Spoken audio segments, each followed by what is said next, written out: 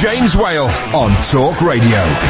Listen, we're about to finish. Let's ask Iain Lee's coming in here now. Hey, guys. Yeah. Hey, Iain Lee. Go on, ask him. What would you do? What would you educate yourself in with 10 grand? If you could, you know, What's that? someone gave you 10 grand and you Yes. go, now educate yourself in something, what would you go? Because I'm too old, you two could get it. We're I'm too still old. young enough to change our We'll careers. go, you're Well, young. I but would spend... You can't teach an old horse new tricks. I would spend the first half going on an advanced driving course. Why would you do an advanced idea. I'm not a driving very good course? driver, and then I'd spend the other £8,000 On learning retaking maths. the advanced driving course. Why are you not? What's worrying you? Because Ash is a superb driver. He could give. I'd spend 10 grand on hiring you as my I'll chauffeur. teach you. I'll do. Yeah, Yeah. all right. Yeah, I'll do that. I'll do that. He Yeah, does yeah. avoidance techniques and all that. He's I done can all do that. the reverse J-turn in case, you know, they tried to kidnap us. Yeah. Which could be possible. Can you do that thing? You don't really see it anymore, where you can go up on two wheels and go through a narrow alleyway. Yeah, not enough people are doing that. They When you don't go do on the that. roads now, you don't It used to see be kids popular doing in the that. 70s and the 80s. Yeah, we would all Don't, drive around on two wheels do back it in the anymore. back in the 80s. Well, I'll leave them discussing their security arrangements, Miami Vice, and wasn't it? hopefully see you do that tomorrow thing as night well, from where you're 7 driving o'clock. and you swap with the Don't passengers. go so they anywhere. drive, Talk but you Radio, don't your stop. Exactly, election so you don't get the station. points. Back No, with well, Iain well, Lee I wouldn't after the condone that. news. No, I don't. The Late Night Alternative with Iain Lee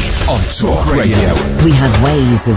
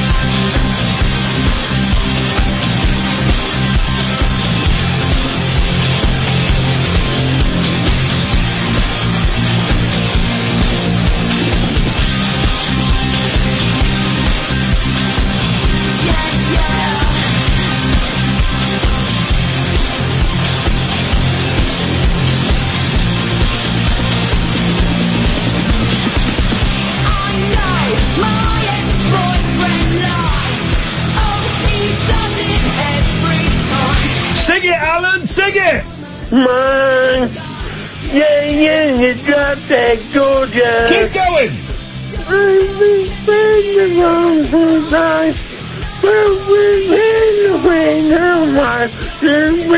friend of mine.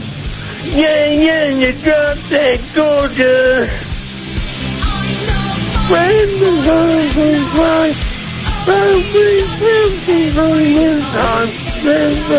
Friend of mine. Yeah, you got that gorgeous. There's a lonely time. There's a heart of mine.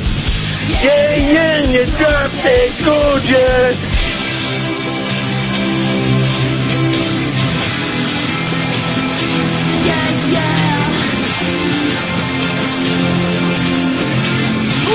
Yeah, you got that gorgeous. There we go, Alan Caddick. Who'd have thunk it? Catherine and I had the great pleasure on Saturday night, before it all went tits up and our whole careers ended, we had the great pleasure of singing that song, Alan. Do you know to whom we sang it?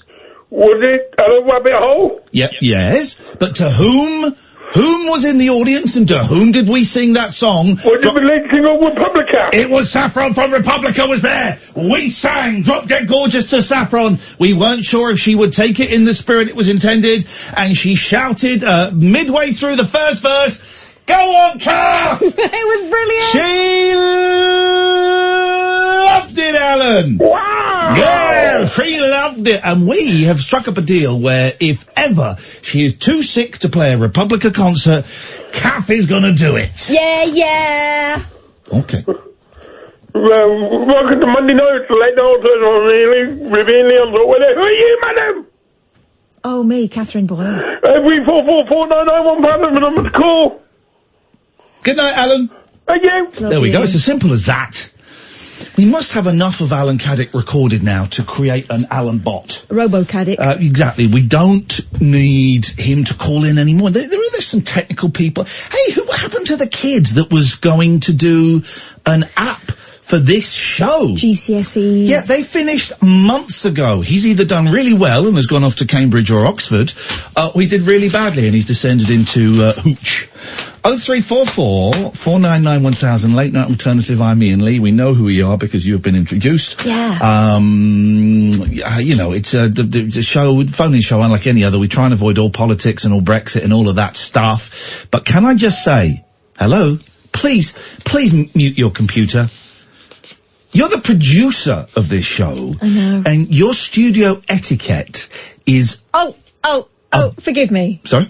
I'll mute my computer. Yeah. If you can promise to stifle the farts.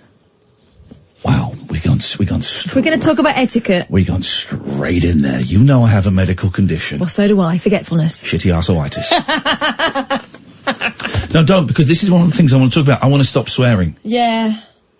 I swear.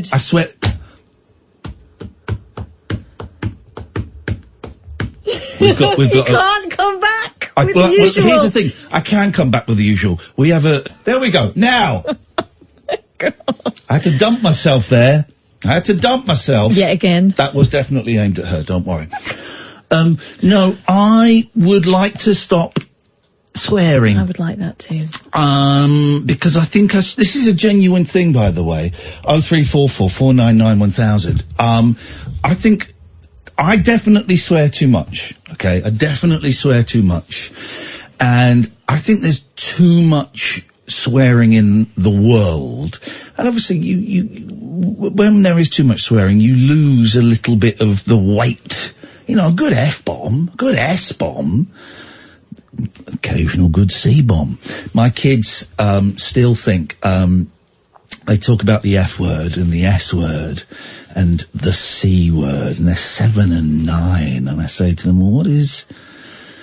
I've told you this before. They went to a film and they said with their mum, and they came and saw me the next day. It was great. It had the C word in. I went, what? Thinking their mother took them to a... I said, what, I tell you what, no one's in trouble here. What was the C word? Crap. So they still think that is the C word. But, there's too much swearing in the world, okay? And I would like to stop because I think it's lazy. I don't think it's any use to anybody whatsoever. But I don't know how to stop. I've been saying this for about a year now that I would like to swear less. And we swear on this show a little bit. I would like to cut that out completely. But I don't know how to stop. So if anyone has any suggestions on how to stop, don't say swear box. No, I was going to say, can I attach electrodes to your nips? Please do, but let's talk about that after we discuss the swear. I still think it's a great idea, and I still want to do this, where we get 2 tens machines, the things that give you electric shocks, and the callers phone up, and they say to whom do they want to give an electric shock, and also what number between 1 and 10. Oh, no. And we do it. But no, Catherine has not been able to find us 2 tens machines. No, they're all out. I don't. Here's the thing with. I can let you into the secret, dear listener. With I'm a Celebrity, Get Me Out of It coming up. I think it starts on the 17th. Which I guess is this Friday or Saturday. I don't really know. Yeah, Sunday. I was in it. I was in it. Were you? I was in it. Which one were you? I was Gemma Collins. I wanted a ham sandwich. It wasn't forthcoming. I left. I don't need the money, babe. I was in it, and I had to do one task, and it was very, very funny task where thick boxer Amir Khan was dressed as a cat, I think, or a skunk or something, and I had to guide him through like a bric-a-brac shop in the middle of the jungle. And every time he knocked something over, I would get an electric shock, right? And he was terrified. It was funny because he thought terrified of everything. He thought there were snakes and shiz there, and there wasn't. There was nothing. It was just it took like 2 hours for 2 minutes of TV. But the electric shock things were basically he would knock something over, and then some member of the production team would hit a button, and I'd go, "Oh, jeez!" And I think, where were they? I want to say my nipples, but I seem to remember them being in my thighs as well. So they would not the buttocks. No. So they would zap me, right? And then I'm so honest, but then and it took 2 hours to film this. And after about 10 minutes, they stopped working, and I said, "I'm really sorry, guys. I'm not getting the electric shocks." Was she sweaty? I don't think it was sweaty. I just think it was really cheap equipment.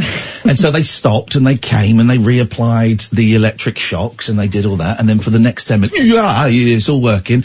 And then it happened again. I said, "Really sorry, guys. I'm not getting that electric shock." They came and did it again. The third time, the electric shocks were very intermittent. And the third time they went, "Can you just pretend?"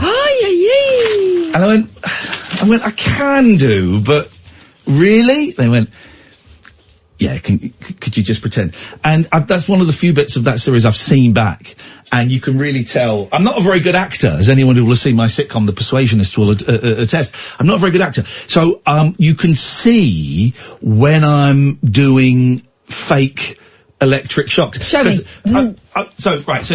So a fake one is do it.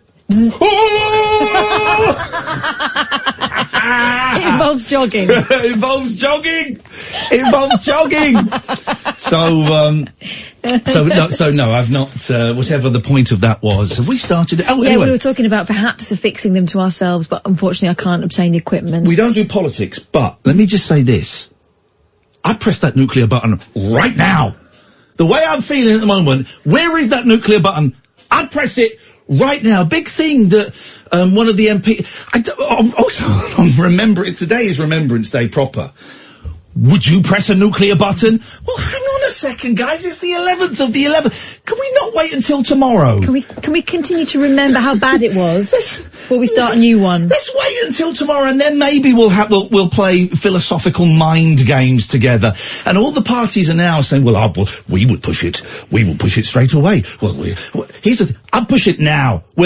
Just give me the button. I'm pushing it now. I don't give a stuff. I'm going to destroy everybody in a nuclear war. Even the little kittens? Yeah, well, no, don't get me started on kittens. We're entering a new phase of insanity in my house. I am now become a mad cat man. I live on my own. Except for I don't have 3 cats anymore. I have 5 cats now. 5 cats. I went and got the cats on Saturday. I've made a very, very bad decision in getting 2 more cats. We'll discuss that and more. Dave, you're going to be up next. 0344 499 1000. This is the late night alternative. Thank you, Tracy. Tens machines are for sale in Asda by the pharmacy counter. This could be. We're going to press the nuclear button at some point this week. This is Talk Radio. The radio show for people who know the best part of the day is the night. The late night alternative with Iain Lee on Talk Radio. Okay, they do sell tens machines. I've just ordered 2 tens machines. No, please don't. Sorry? Oh. It'd be a laugh. I don't like it. They're coming tomorrow. But does this hurt? TPN 200 plus tens machine, dual channel tens machine for pain relief. I don't want anyone getting any relief out of this. Unless it's your thing, Catherine, I don't know. But is this going to hurt you? I've ordered 2. Why? I should get them tomorrow. Why? Hey, speaking of deliveries, I've had to get a new bathroom because my bathroom wasn't great when I moved in, but I could live with it for a few years. But it was an old lady's bathroom, bidet and carpet and stuff. And then I had a little leak and a plumber came round and messed up the bathroom, right? So I've kind of been forced on me to order a new bathroom. Luckily I'm in a position where I can do that and, you know, I can do that. You can manage. I can manage, right? It's not great, but I can manage. So we went to a bathroom store. You helped me choose stuff. And the bathroom store, I've got a builder, not even the building, just the stuff was $7,000, right? Forget the tiles, because we can get them from Tops. So the whole stuff was about $5,500, right? And then I went online and ordered almost identical stuff. Yeah. Why? How did you get the info about online? Well, I've known about the internet for ages. What are you talking about? I've had. I'm also getting my first of all, I had Ask Jeeves, then I had Yahoo, and now I've got Bing. Okay, well, because I'm also getting my bathroom done, I went, listen, my plumber said, have a look on here. Here we go. And you'll get it for cheap. All right, Catherine, you invented cheaper things online. No, all right, and then you you went, oh, it won't be a lot cheaper. And then I get a phone call saying, oh, I've saved myself grands. I've saved myself nearly $3,000. So thank you, Catherine. You're right. You're right. You're welcome. That's what I was looking for. Credit where it's due. You invented cheaper things online. Well done. You. Well done, Catherine. Should've let you spend it. Catherine, well done. You've just killed the high street. Congratulations. You must be very proud of yourself. Well done. All those jobs, Mothercare, gone. When's that 10 machine coming? British Home Stores, gone. Woolworths. Is British Home Stores gone? I'm going to say yes, because I haven't seen it. But so the majority of the bath stuff is coming tomorrow. The bath itself is coming on Thursday, right? But the majority of the stuff is coming tomorrow. So I've ordered it online, and here's the thing where you've screwed up big time, baby. So I ordered all this stuff, and then I keep getting texts saying, your delivery's coming on Tuesday. I know it's coming on Tuesday. Your delivery's coming on Tuesday. Okay, fine. And then I bothered to read the emails they've been sending me. It's curbside delivery only. Once it's off the van, it's your responsibility to get it inside. Make sure you've got someone there to help you. What? I don't have any friends. So I've got to carry 2 toilets, a bath, shower doors and sides, in sinks, into my house, alone again, naturally. I've got to do that. What ridiculous bathroom delivery service it's one bloke in a van. What ridiculous bathroom delivery service doesn't have 2 people delivering baths? Answer me, please. Really cheap one. Okay, well you're a slacker. See, this is why you got no friends. I've got a friend here. Dave's just called in. Evening, Dave. Hello, mate. Long time no speak. Yes, definitely friendly. The good friend of mine, Dave. No idea. I haven't spoken to you for about 8 years, and just found you again on the radio. I was wondering when you were going to call in, Dave. I was just talking about Dave yesterday, wasn't I, Kath? Yep. Yeah. Okay. Well, you was supposed to come on a train ride with me, if you remember rightly. Long time ago. I was supposed to come on you're the tube driver? That's me. Hey! David, where's your trousers? David is, are you still a tube driver? Yes, I am. Of course you are. Why would you give up that cushy job? Why would I? So, well, hang on. Yes, I do remember this. I was invited to go and sit on Dave's knee in his cabin as he drives his, yeah. Nearly right. As he drives his little choo-choo through the underground. But then you told me that it wasn't strictly legal. Of course it's legal. You told me that it was against the rules. Of course it's legal. I just have to ask for permission first. It's fine. Okay, can me and Kath come and sit on your knee? You can sit in the train. Kath, do you want to go and drive? And can we have a go? No. I'm not bothered then. I want to drive it. I want to drive it. Can I surf it? Can I sit on the top and surf it? No. People have tried that and they got dragged off, do you remember? Oh yeah. Pulled off. Pardon, what did she say? Nothing. Okay. About your swearing. Yes, sir. I've got a quote here from Billy Connolly. It says, a lot of people say... Do it in the accent. I know it. A lot of people say it's a lack of vocabulary that makes you swear. Rubbish. I know thousands of words, but I still prefer F-U-C-K. Okay, well, he spelt it. I don't know I don't think we're allowed to spell it even, are we? We're not allowed to... Sorry, I know it's late night, but I don't know if you're allowed to say the word on air. So, no, you're not allowed to say that word. I don't think you're allowed to spell the F word. You certainly can't. Please do not for 1 second think you can. You certainly cannot spell the C word. No, I wouldn't. Definitely wouldn't. And your bathroom, by the way. Yes, Dave. Why didn't you just say to the guys in the shop, listen, I found it cheaper online. What can you do? Screw them. I hate that. They should... Here's the thing, right? They should give you the cheapest one first. Just all that stuff of, well, we think we can probably do a deal. No, just give me the cheapest price. Make that the first price that you give me, the cheapest price, please. Never works. You know, if you bought a car. Yeah. When you go to buy a car, they never give you the price that you're going to pay. No. At the start. So you haggle. People Here's the thing. They do give me the price at the start, because my haggling never works, because they look at me and they smell jungle money.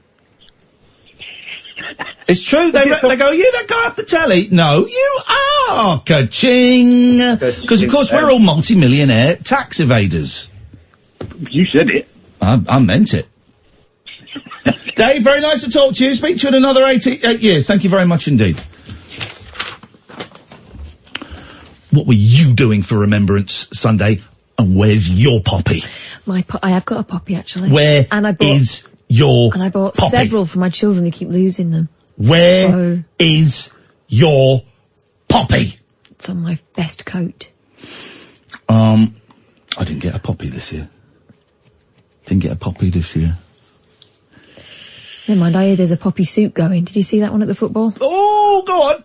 I mean, there are ways to remember, adjust this camera and usually it's in the most dignified way possible. But anyone who's been on Twitter this weekend will have seen a rather remarkable sight, which was, well, what can only be described?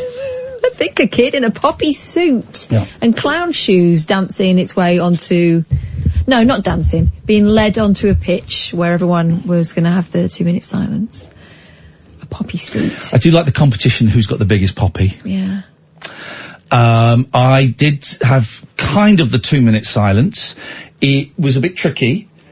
I had my kids with me. That's not what made it tricky, but we were going to family swim at our local pool, which is 11 till 12. And as we're going in, the lad said, just to let you know, we will be observing the 2-minute silence. I'm thinking, family swim? Okay. No splashing. Yeah, and he said, so we'll blow the whistle at 11. I was like, all right, wicked, thank you very much. And then we were in the changing rooms, and we heard the whistle go. So my boys are kind of talking, I'd said, you know, before we talked about it, and they were doing homework on Remembrance Sunday, and I said, do you know what you're supposed to do during the 2 minutes? And they went, shut up. I said, well, yeah, but I like to think about, you know, people that have died in wars. I also like to think about people I've known that I've lost, and, you know, don't have to just necessarily remember soldiers. You can remember people that have passed. I remember my dad, and he was in the army, and, you know, it's just nice to think about other people. Right? And okay. And then the whistle went, and they were kind of chatting. And then there were some mums who didn't stop talking. And then the boys went and got in the pool for the last 90 seconds, and I'm just stood in my swimmers at the side. I said, I'll be in a second. I'm just stood at the saluting? Pool. No, I wasn't saluting. You get chucked out for that.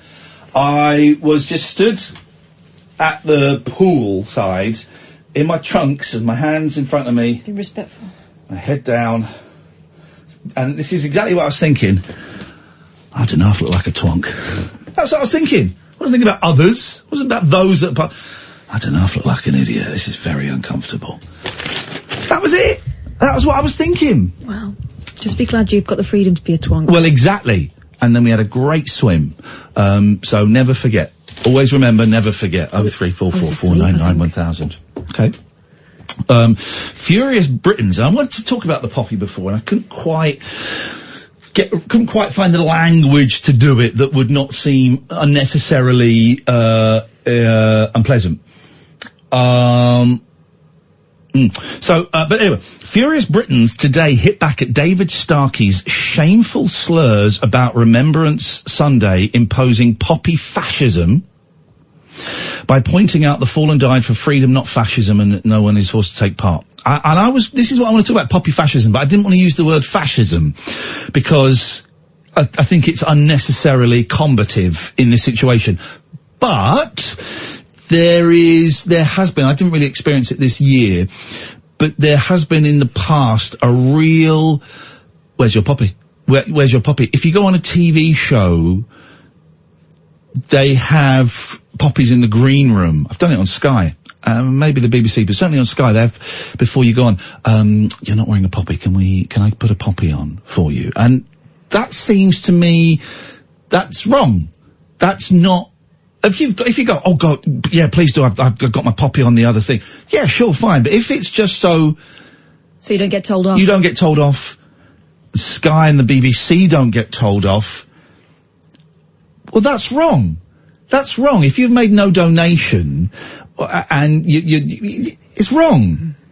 The TV historian, 74, suggested the annual commemoration had become a crazy religious ritual. Religious, okay, that's interesting. In which people had to prove they were thinking of the war dead. I've not seen the whole quote. I don't know if it was a TV program or an interview or a piece that he wrote, but these little bits they've cherry-picked for this article for the Mail Online. And bear in mind, they normally cherry-pick the worst bits, the most sensationalist bits. Don't get the religious thing, but I'm agreeing with the sentiment. I also think that he's free to express that sentiment because of those that gave their lives in the war. That's the thing, is that you're allowed to not wear a poppy and say, I don't want to wear a poppy because those people, in part because those people get sacrificed their lives. Also, does it necessarily mean if you don't wear a poppy that you're not respectful of that sacrifice? That's the thing that I don't really get. You can be respectful, you can understand, you can be empathetic, you can think that what they did was tragic and courageous and all these things without having to show it anyone else, surely. Well, I've just seen some more quotes he's done. Again, it's taken out of context. Can we find the entire context? He is known for saying things. Oh God, yeah. But he don't give a monkeys. Can we find the entire context? Because we're going to come to some controversial stuff in a second. But before that, let's read some of the Twitter comments that have fueled this story. His disgraceful comments were criticised criticised as disgraceful by Twitter users who suggested Mr. Starkey had missed the point of the event. Martin wrote, saddened by David Starkey's comments on so-called poppy fascism. It's not remotely true. Nobody is forced to wear a poppy, and everywhere I go, only about 40% tops are nowadays wearing one. Not very successful fascism. Another Twitter user wrote, yesterday, when we took communion, we were reminded of the instruction, do this in remembrance of me. It's important because he knew we are human and forget, so once a year to pause and not only remember, but try to imagine what they sacrificed for freedom isn't fascism. Mr. Starkey also argued, and here we go, that now servicemen and women volunteer to defend their country because they want to do it. Okay, that's fair enough. Even claiming some enjoy killing and should not be praised for it. I'd need the full context. I suspect there probably are some that do enjoy it. Tiny minority. Tiny minority. I suspect there probably are. Photographer Andrew Hazard took particular exception to this claim, branding the outspoken historian an idiot. Mr. Starkey, he speaks on the Telegraph's Choppers Brexit podcast. Mr. Starkey said acts of remembrance has become a crazy religious ritual. He added, it's become abstracted. I can't do it. It's become abstracted from reality. There is what we call poppy fascism. We're both suffering from it. The absolute requirement to do it. It's also associated again with something else. We're turning soldiers into either victims or heroes, and the two sort of uneasily shift around each other. They're neither. say if you have mass war and conscription, today's soldiers are volunteers. They are doing it usually because they like it. They get tremendously excited about it, and many of them just enjoy killing, and that's very useful. Many of them. Okay, well that's I would suggest is wrong. Royal British Legion said wearing a poppy would always be a matter of personal choice. Okay, there we go. I don't know. And I was thinking about this year. We're going to do a trailer in a second. I was thinking about this this year, but I haven't done a TV show around Remembrance Sunday this year, and no one has said to me, "Where's your poppy?" There's a great Twitter joke that was going around. Bloke phoning up Babe Station. Bloke, what you wearing? Babe Station girl, just a thong. Bloke says, just a thong? Babe Station, yeah, just a thong. Bloke, where's your poppy? Brendan, Harrison, Alistair, stay there, we'll come to you in a second. 03444991000, this is Talk Radio. Whispering lunar incantations for cross parents, cross dressers, Yeah, did you know this about me? and cross rail workers. Steel and polycarbonate. The Late Night Alternative with Iain Lee I've got a very poor internet connection. on Talk Radio. People show respect to the fallen, in different ways. And this was a great thing that got retweeted at the weekend. Catherine, would you... It's since been deleted, hasn't it? Retweeted and deleted. It's a shame. This is from @Porn Peddlers. They are cyclists who work in pornography. Porn stars who like to ride a bike. Yeah. It's a hobby. It's a great way of keeping fit. What else? And you've got a picture of one of the female actors standing in front of a memorial with poppies in the background, and it says, in a more respectful and contemplative mood, @More MILF. Obviously this is the person that's Her been name depicted. is @More MILF, that's her thing, yes. Hashtag in remembrance. Hashtag lest we forget. Little picture of a poppy. Hashtag cock destroyer.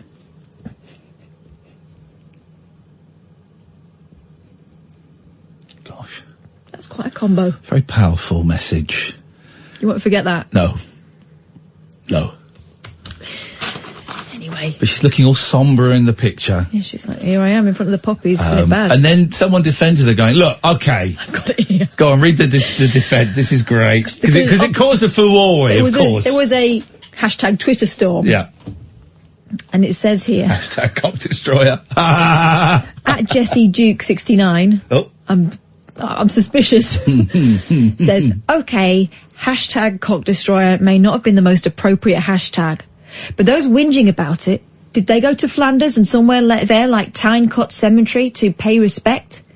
My guess is many of those young lads who got mown down would have loved to have spent time with @more_MILF. I think that those lads that got mowed down in World Wars 1 and 2 would have been absolutely terrified. 03444991000. Good evening, Brendan. Oh, good evening. Good evening. There goes the vibe. Good evening, Brendan. What can we do for you tonight? Well, it's a bit off topic, you know. There is no topic. Well, you were talking about porn stars and old bikes, which is nothing to what I'm going to say. Okay, well, there is no topic. It's a conversation. It flows freely like the River Danube does all the way to the Eiger. Well, you were doing a sort of spooky thing the other night. Yes. And I tried phoning up to tell you about what happened when I was younger. Okay, let's hear it, please. It was the middle of the daytime. Myself and my brother are at home on our own. It's a sunny day. You'd think nothing spooky had happened at that sort of time of day. No. A summer's day. Summer's day. We're downstairs in a semi-detached house, and we heard a noise upstairs. We went to the bottom of the stairs and called up and said, "Who's up there?" No answer. We were terrified. We went back down in the front room. Then we heard a noise of something coming down the stairs. We went out and looked, and there was a tin that it contained like an old-fashioned type of Lego. that was in our toy cupboard in our bedroom. Yeah. It had rolled down the stairs on its own. Yes. We went out to call up the stairs again. We're going, who's up there, who's up there? And then in our front room, there was this old gong.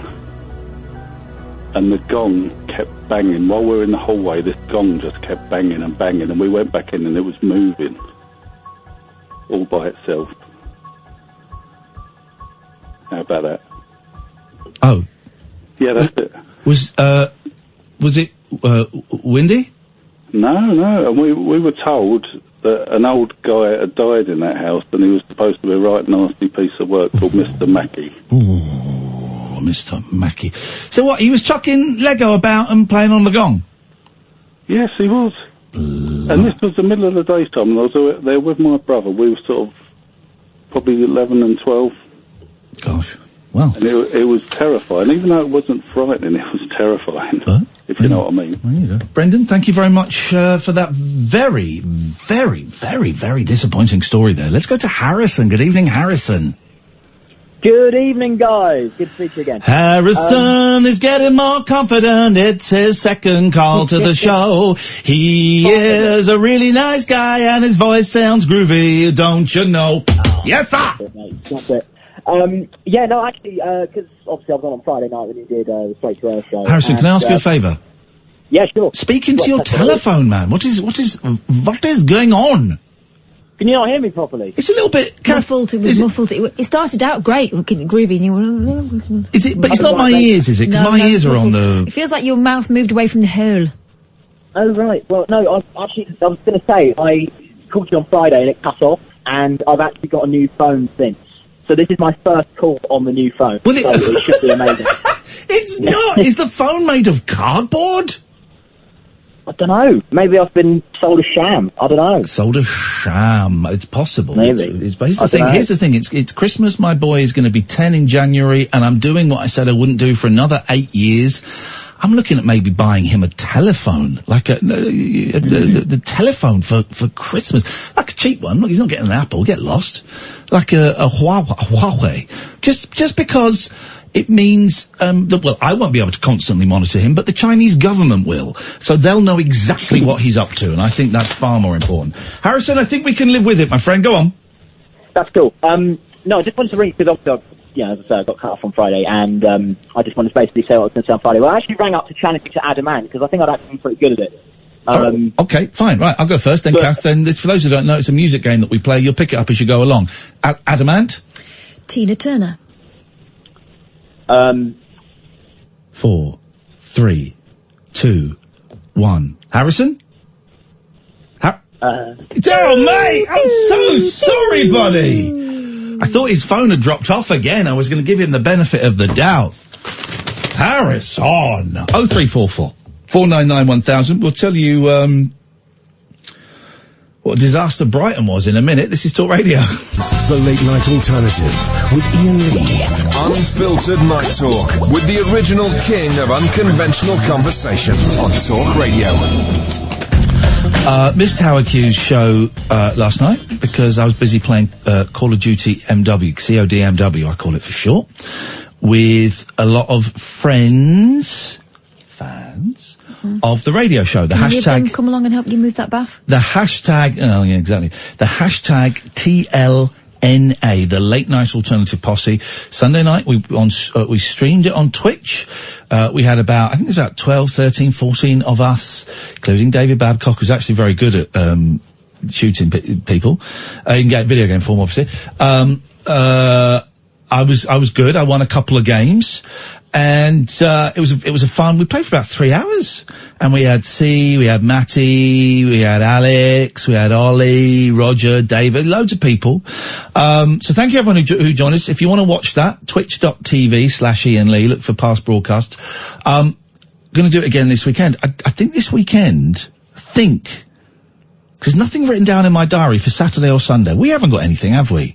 This weekend. I haven't got the boys. No. It's my mum's birthday. Oh, that's it. I'm giving your mum a... what? No. No. Birthday present. Giving her a good seeing to on her birthday. Joking. You should have walked out right now. She would have destroyed you. Yeah, I know. Hashtag cock destroyer. You can't say that about my mum. Oh, I can. Now, you know, sometimes when you cross a line, knowing you've gone too far, but also knowing it's really funny. That was that. It'll be funny when I tell her. I think this weekend, this was what I wanted to do previously when we were doing too many live shows, is that I wasn't seeing enough of the kids and I wasn't having a weekend so this plan is finally working, right? So this weekend, I think I've got a free weekend. So I think we might do the same, possibly Saturday and Sunday night, 'cause it's really helpful for me, 'cause it keeps me safe. If I'm, playing Call of Duty from about 7 or 8 o'clock onwards for 2 or 3 hours, it keeps me safe from doing stuff that I would rather be doing, but is not healthy for me. And it was a lot of fun. There was a lot, for anyone who knows CODMW, you can have a free-for-all, or you have like 15 players just shooting each other, but you do it on quite a big map. We were doing it in the Nazi toilets. So it's just like toilets. They were Nazi as well, they were stinky. They're very, very Nazi.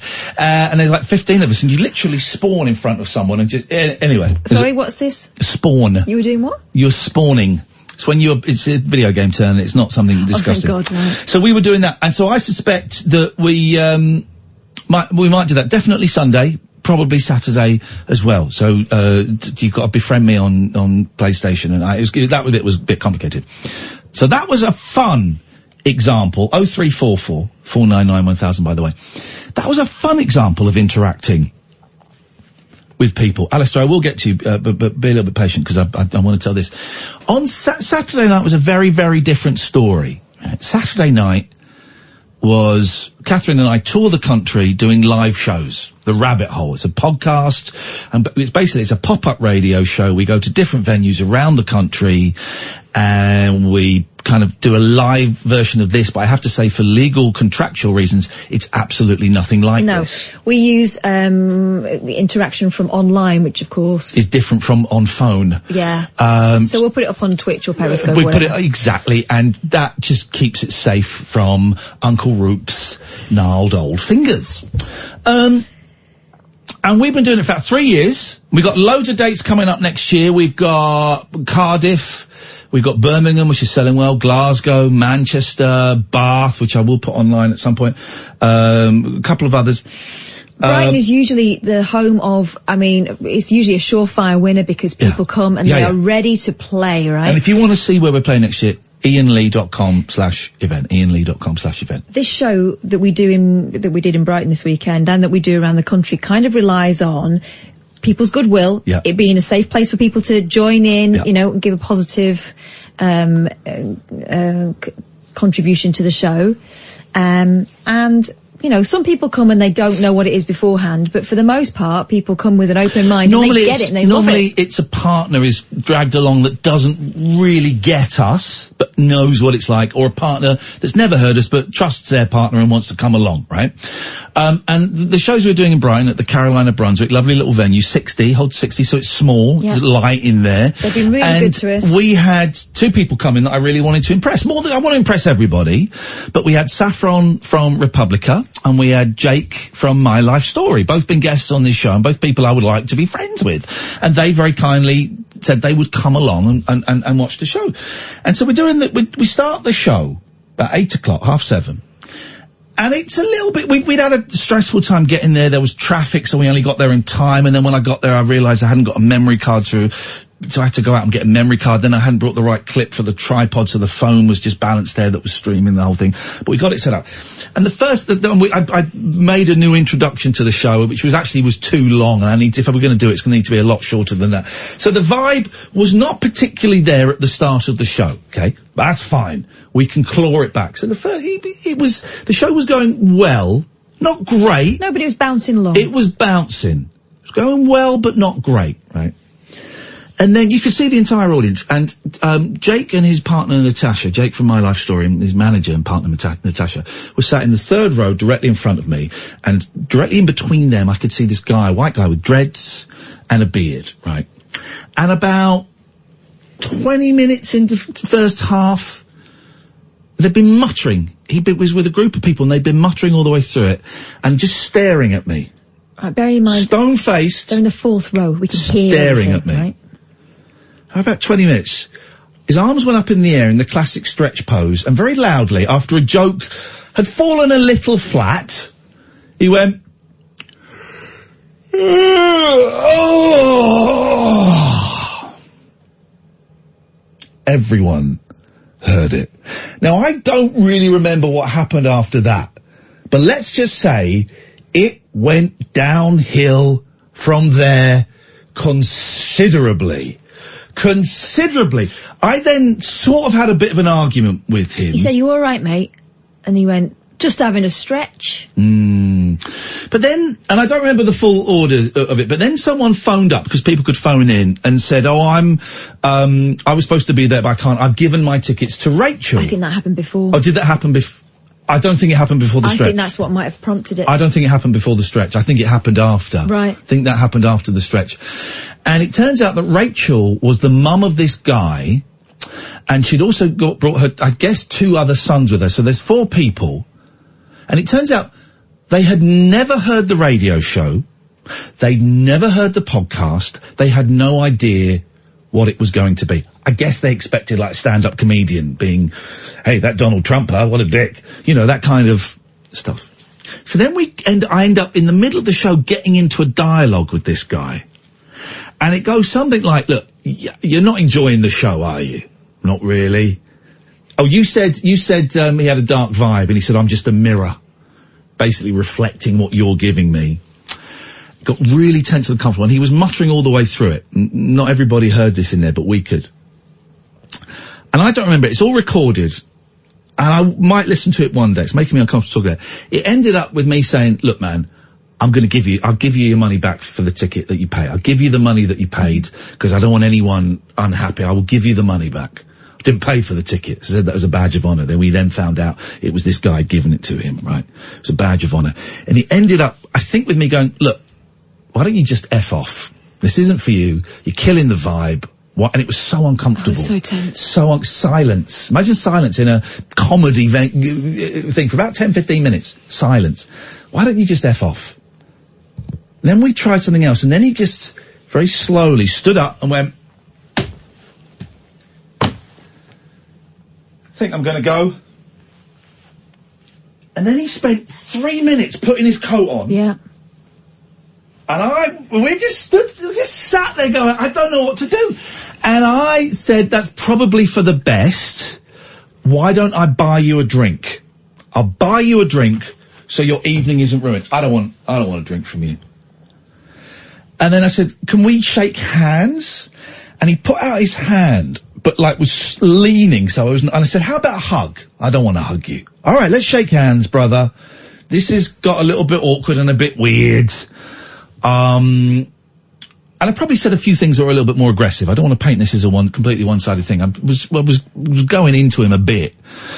And then as he walked out, he shut the door, and then he opened the door and put his head round the door and went, F off, and shut the door again.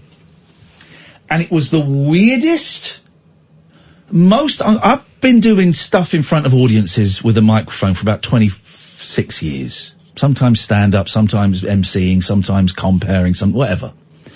I have never been in a vibe like that. Second half, his mum and his brother came back, and they were talking all the way through it and correcting everything I said. Look at this gentleman coming through there. Sorry, that was rude, but they weren't just talking. They weren't just like, sometimes you might want to just like say something in the ear of I would say, I got into an argument. It was this voice, this level of voice. They were talking to each other as if they're in the street alone. We talked about Cher, and I said Cher was great, but she mimed Believe, and I think she might have mimed Fernando, I'm not sure. She never. What? She never mimed Believe. I said, yes, she did. She mimed it. I was there. I had good seats. I said, did you get them for free? So we argued about that. That was just awful. And then I said, well, Cher was 76, and she put in she was 73! Yeah, did she get us heckled as much as it was here's the point. I think you did say, did you talk all the way through our show as well? I did, right. Here's the thing, right? I have more experience with this kind of thing, but I've never had experience I've never had anybody that rude in a show before. That rude. We're going to be a little bit late for the news because I'm remembering what I was going to say. That rude. It was ill-mannered, right? Here's the thing. I've been to shows I don't like, right? I don't talk all the way through them. I would never do that, particularly not in a venue that's that small. If it was appropriate, if I found it offensive, I'd get up and walk out. If it was really unfunny and I could get out without disturbing anybody, I might do that. I would probably wait until the interval. I'd wait till the interval. I would probably wait. But if I was sat right by the door and it was painfully unfunny, I might just go. The thing is, with ours, you can get up and go to the bar. Yeah. So people are coming and going and it's fine. But I would probably wait, unless it was incredibly, racially offensive or something, I would probably wait until the interval and then I'd go down with my mates and go, well, that was shit, wasn't it? My God, or whatever, right? But I would never be so rude. I mean, it's not like we were doing offensive material that you could heckle and go, no, hang on, what you just said there is that is offensive. There's nothing like that. I don't think we're offensive enough for him. And here's the conversation we've not had, right? I felt angry. I was shaking with anger. I felt afraid. I felt uncomfortable. I also felt very excited. There was a point when I said, hang on a second, and I stopped it, and I said, everybody, just remember this feeling, because I guarantee you will never feel like this again in a live experience. This is unique, right? This awful feeling that we are all sharing variations of is unique. Embrace it, because you ain't never going to feel this again.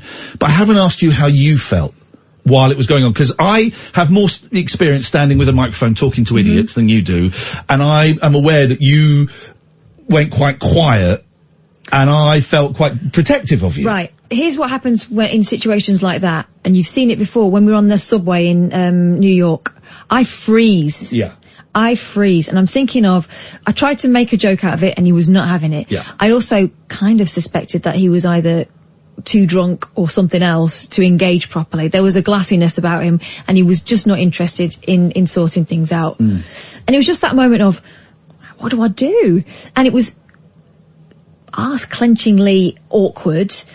And that thing of kind of exciting. The best way I can explain it is, and this is the way I explained it to the audience when we were there that night, was, that thing where when you're at school and someone else gets told off really badly, you don't know where to look, but it's kind of exciting at the same time. Yeah. But it was so dark. It was so dark. I just did not know what to do. I did not know what to do. It was horrendous. And I was thinking, it felt like he'd come with the express mission of doing that. Yeah, it was rude. It was ill-mannered. It was rude. His mother was rude. I was really surprised his mum was there. I should have spoken to them in the break and said, don't come back. Don't come back. You ain't paid a penny for this. I don't want you in there killing my vibe. I'll refund your friend. I'll buy you a drink. Don't come back in there, you rude. Listeners to the show, when sometimes we're going along quite nicely on this show, and then all of a sudden someone rings in who doesn't get it, and they bring the vibe down, and they don't really want to interact, and it's just dark and horrible.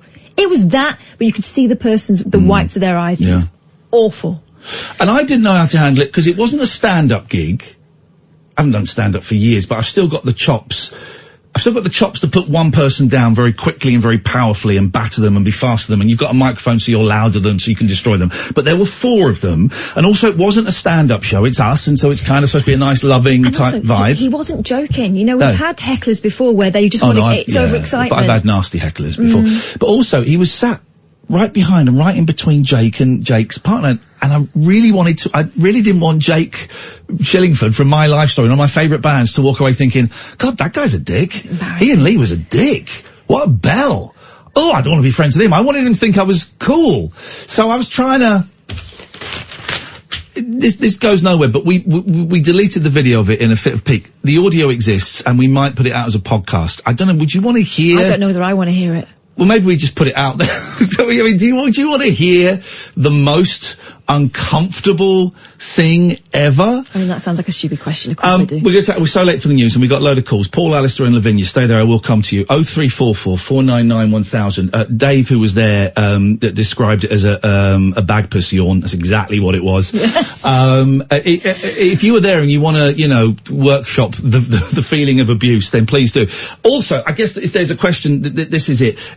Awkward, embarrassing, upsetting, weird vibes in live shows, and that can be a rock band going badly. I know Drake was booed at the weekend for not being some bloke called Frank, I think. The weird vibe, dark vibes at shows. 0344 499 1000. This is Talk Radio. The Late Night Alternative with Iain Lee on Talk Radio. We have ways of making you talk. You are sleeping. You do not want to believe.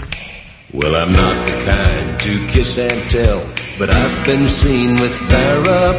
I've never been with anything less than a 9. So fine, I've been on fire with Sally Field, gone past with a girl named Bo, but somehow they just don't end up as mine.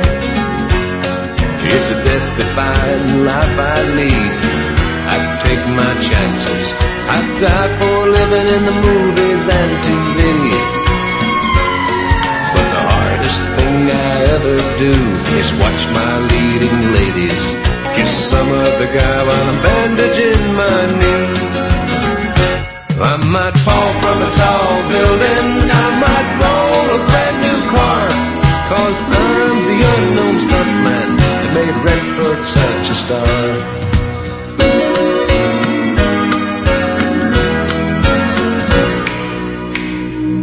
I've never spent much time in school, but I taught ladies plenty. It's true, I hire my body out for pay. Hey, hey, I've gotten burned over Cheryl Teague's, blown up for Raquel Welch. But when I wind up in the hay, it's only hay.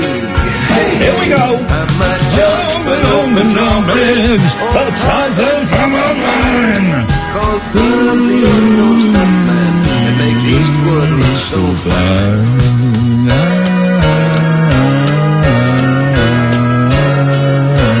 Oh no, I did nice harmonies there. I can't do harmonies, but I can hear them. I'm not like harmonically deaf, but I can't go, okay, well you sing that and then I'll sing this. But sometimes I just lock in on a harmony, and once you've got the first note, you're in.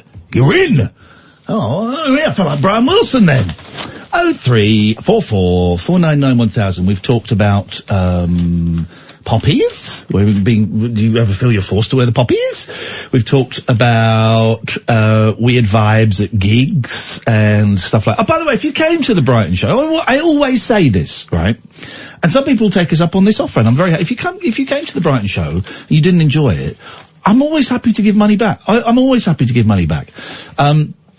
Because I don't want anyone walking away going, well, that was a waste of 15 quid. That was a waste of that. You're coming, you should know. I was genuine when I said to that family of 4, I'll give you your money back. Mm-hmm. Turns out they hadn't paid. They were freeloading. I'll give you someone else's money back. They were freeloading scumbags.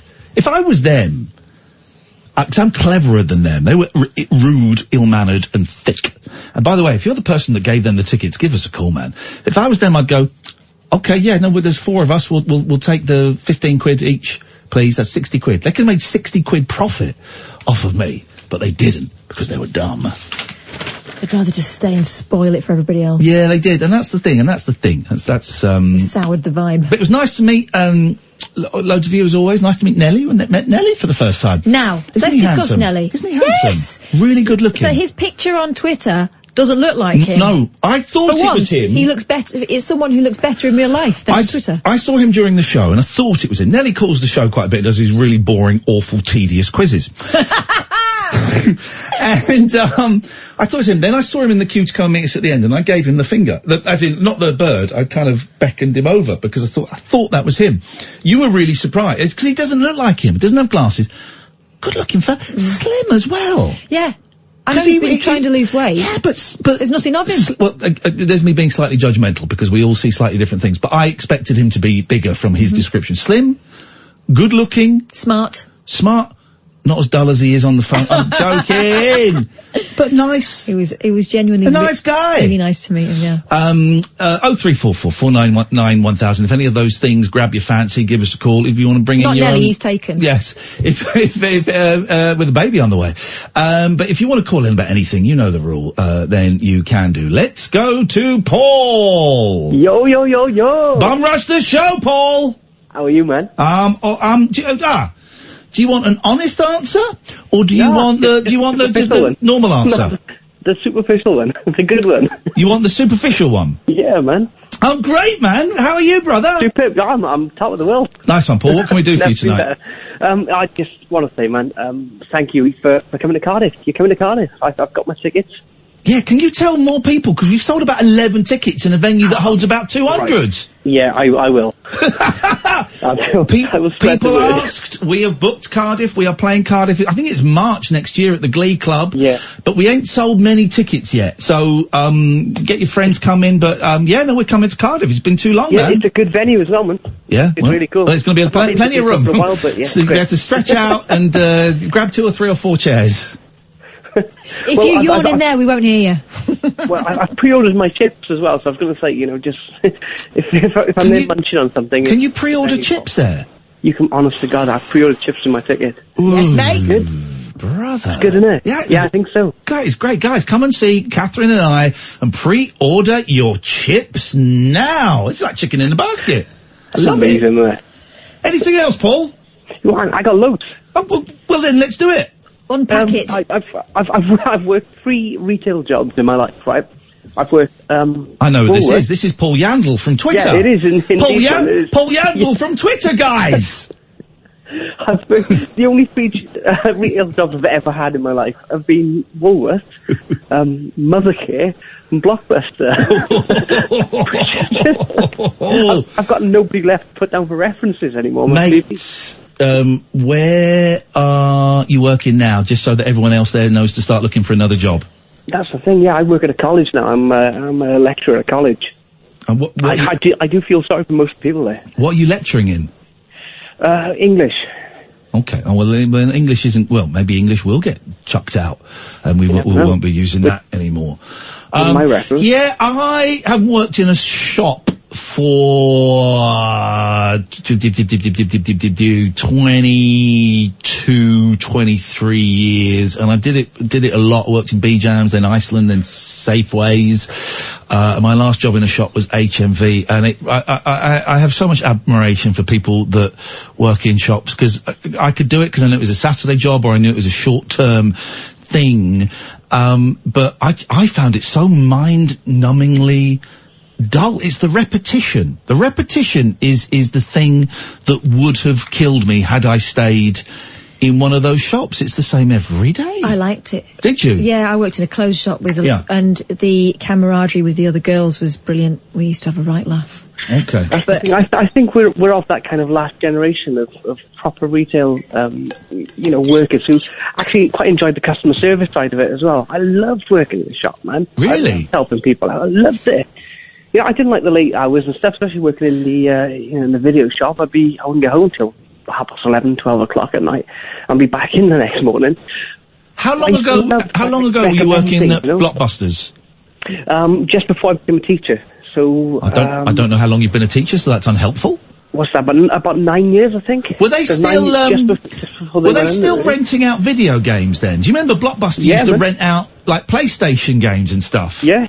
I was part of like the Wales team for it. I had to go to head office and things to I know I was only like a shop worker and stuff, but I knew my stuff about video games, and I used to love that. I used to give my opinions. You used to love that. Used to go. I rented some really terrible.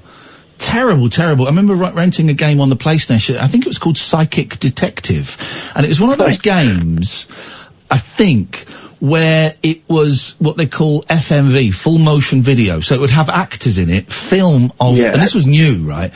It would have film of actors in, and so it was like a really bad movie, and then a little computer game bit that we'd have to solve clues, and then it would cut to another scene and stuff like that. I used to love all that stuff, man. There's a couple of those out at the moment. There's one called, or it would be, is the Shelter or something? It's like a Fallout Shelter. Oh. There's a group of 3 of them, and actually I think it's they're a Welsh company. Wales Interactive, I think, is the developer. You can get them on PS4.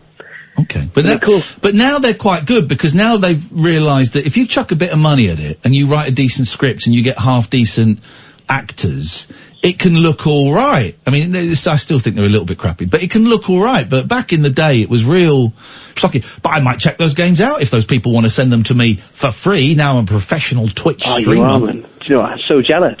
Yeah, that's it, brother. Especially with the reviews and stuff you're writing. Good work, man. Thank you, Paul. Anything else? That's all. Up your bum, Paul. Thank you. Up your bum. 0344 499 1000. Now we go up Andy's bum. Good evening, Andy. Hi, Ian. How you doing? All right. I just was wanting to play Adamant. Okay. We're going straight into the 5-second rule. So as soon as I have said something, I'm going to start counting 5 seconds for Kath. Kath, as soon as you've said something, I'm going to start counting 5 seconds for him. Then you're going to count 5 seconds for me, Catherine. Okay? Right. That's fine. Can I just clarify what the T rule is? So, with the T rule, can you have the? No. Or you could have. No. You could have the. Yes. Because it's the second but T, so if you had a B, you could have the Beatles. So the obviously begins with a T because their second name is the. But for a T, you could not have the Who. Okay. Are we ready? Yes. 5-second rule. This is hardcore. Here we go. Adamant. 1. To pound. 2. 1. 2. UFO. 4. UFO.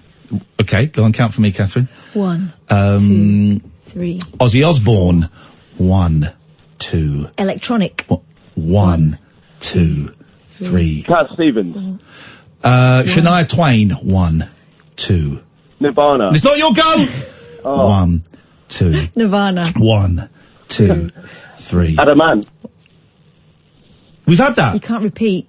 Oh, you can't repeat Adamant? No, of course you can't. Any. You can't repeat any of them. Why would you be able to repeat Why don't we just do the whole series again? Is it like just a minute then? No repetition. Well, no, it's like any game where you have to list things. You can't repeat something. Okay, fair enough. Yeah. Thank you very much. Yeah, fair enough. Fair enough for me explaining the rules for my game. Good day to you, sir. Get off my show. People. This is the problem. Too many people. That's the problem. 0344 499 1000 is the telephone number. This is the late night alternative every weeknight from 10 with Ian and Kath on Talk Radio. Unmissable late night radio with the original king of unconventional conversation. Make contact with Ian Lee. The late night alternative with Ian Lee on Talk Radio.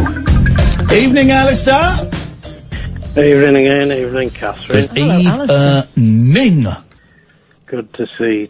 Good to hear you. Oh, he said see. You can't see us on the radio. Where is he? He said see. He meant hear. Eyes, ears, nose, and mouth. Yeah, I did. Sorry. That's all right. Can I just make a comment about Saturday night? Because I was watching the stream. Yeah. And I tuned in just before. Well, just after you'd set up the camera. Yeah. So I was watching the audience stroll in. Yeah. And obviously I only saw presumably a portion of people who were there. But can I just say, I looked at them and thought, what a bunch of bastards. They all look really miserable. Oh, no. There was some really I'm teasing. There's some really lovely people there. But I just wondered if they'd experienced anything about these people outside that had given them a bad vibe to begin with. Like a murder or something, because that's the only thing that could explain. No, I don't know. No, but listen, most of the people there that were absolutely delightful and, enjoyed it, and I felt bad that we had been, that I had allowed the mood to sour as much as it did, and, it was discussed. Me and Kath went and sat in the car in the interval, and we did both discuss, do we just give them their money back and go? Because walking back after that, that was one of the toughest returns from an interval, Catherine, I've ever had. I don't know about you. Yeah. Definitely. But my thought is, I don't know whether something happened directly before, but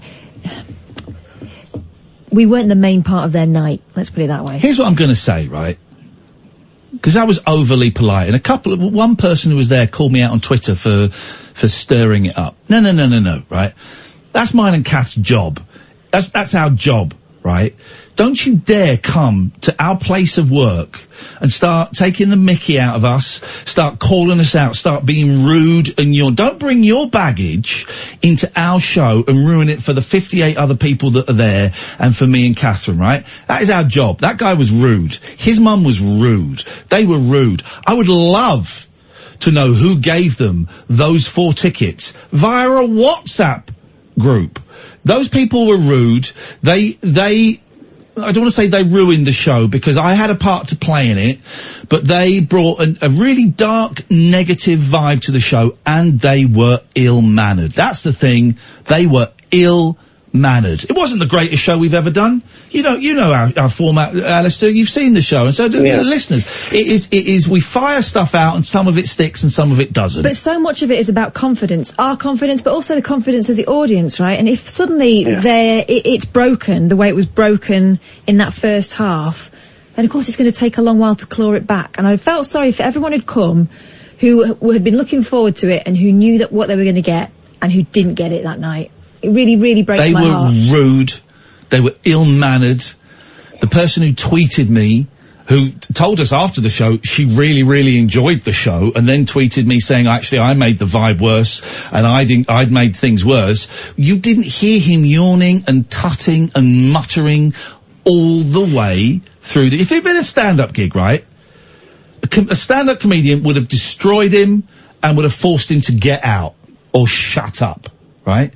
He got away with murder in there. You know, if we'd have been at the Bear Club, he would have just been chucked out by the management. Yeah, exactly. Scumbag. Family scumbags. I suppose it was all amplified because it was such a small venue as well. Exactly. Yeah, you couldn't miss it. We couldn't miss it. I just felt,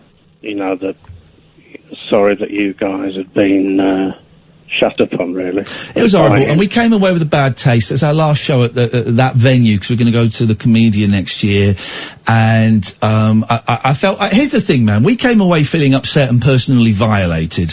But more importantly than that, we both came away feeling we had let down the other 56 members of the audience who had paid good money. People enjoyed it, right? People enjoyed it. It's always worse. The performer always perceives it as being worse.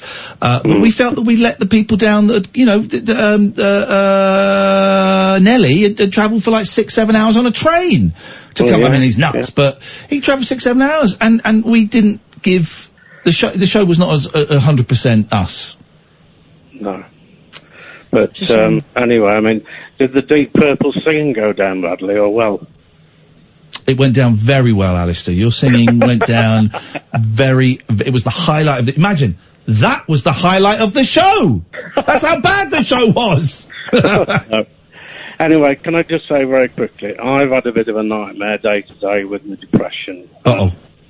But you guys always cheer me up, and as you know, I need to expand my horizons, but you guys are always there for me, and I really appreciate you two very much.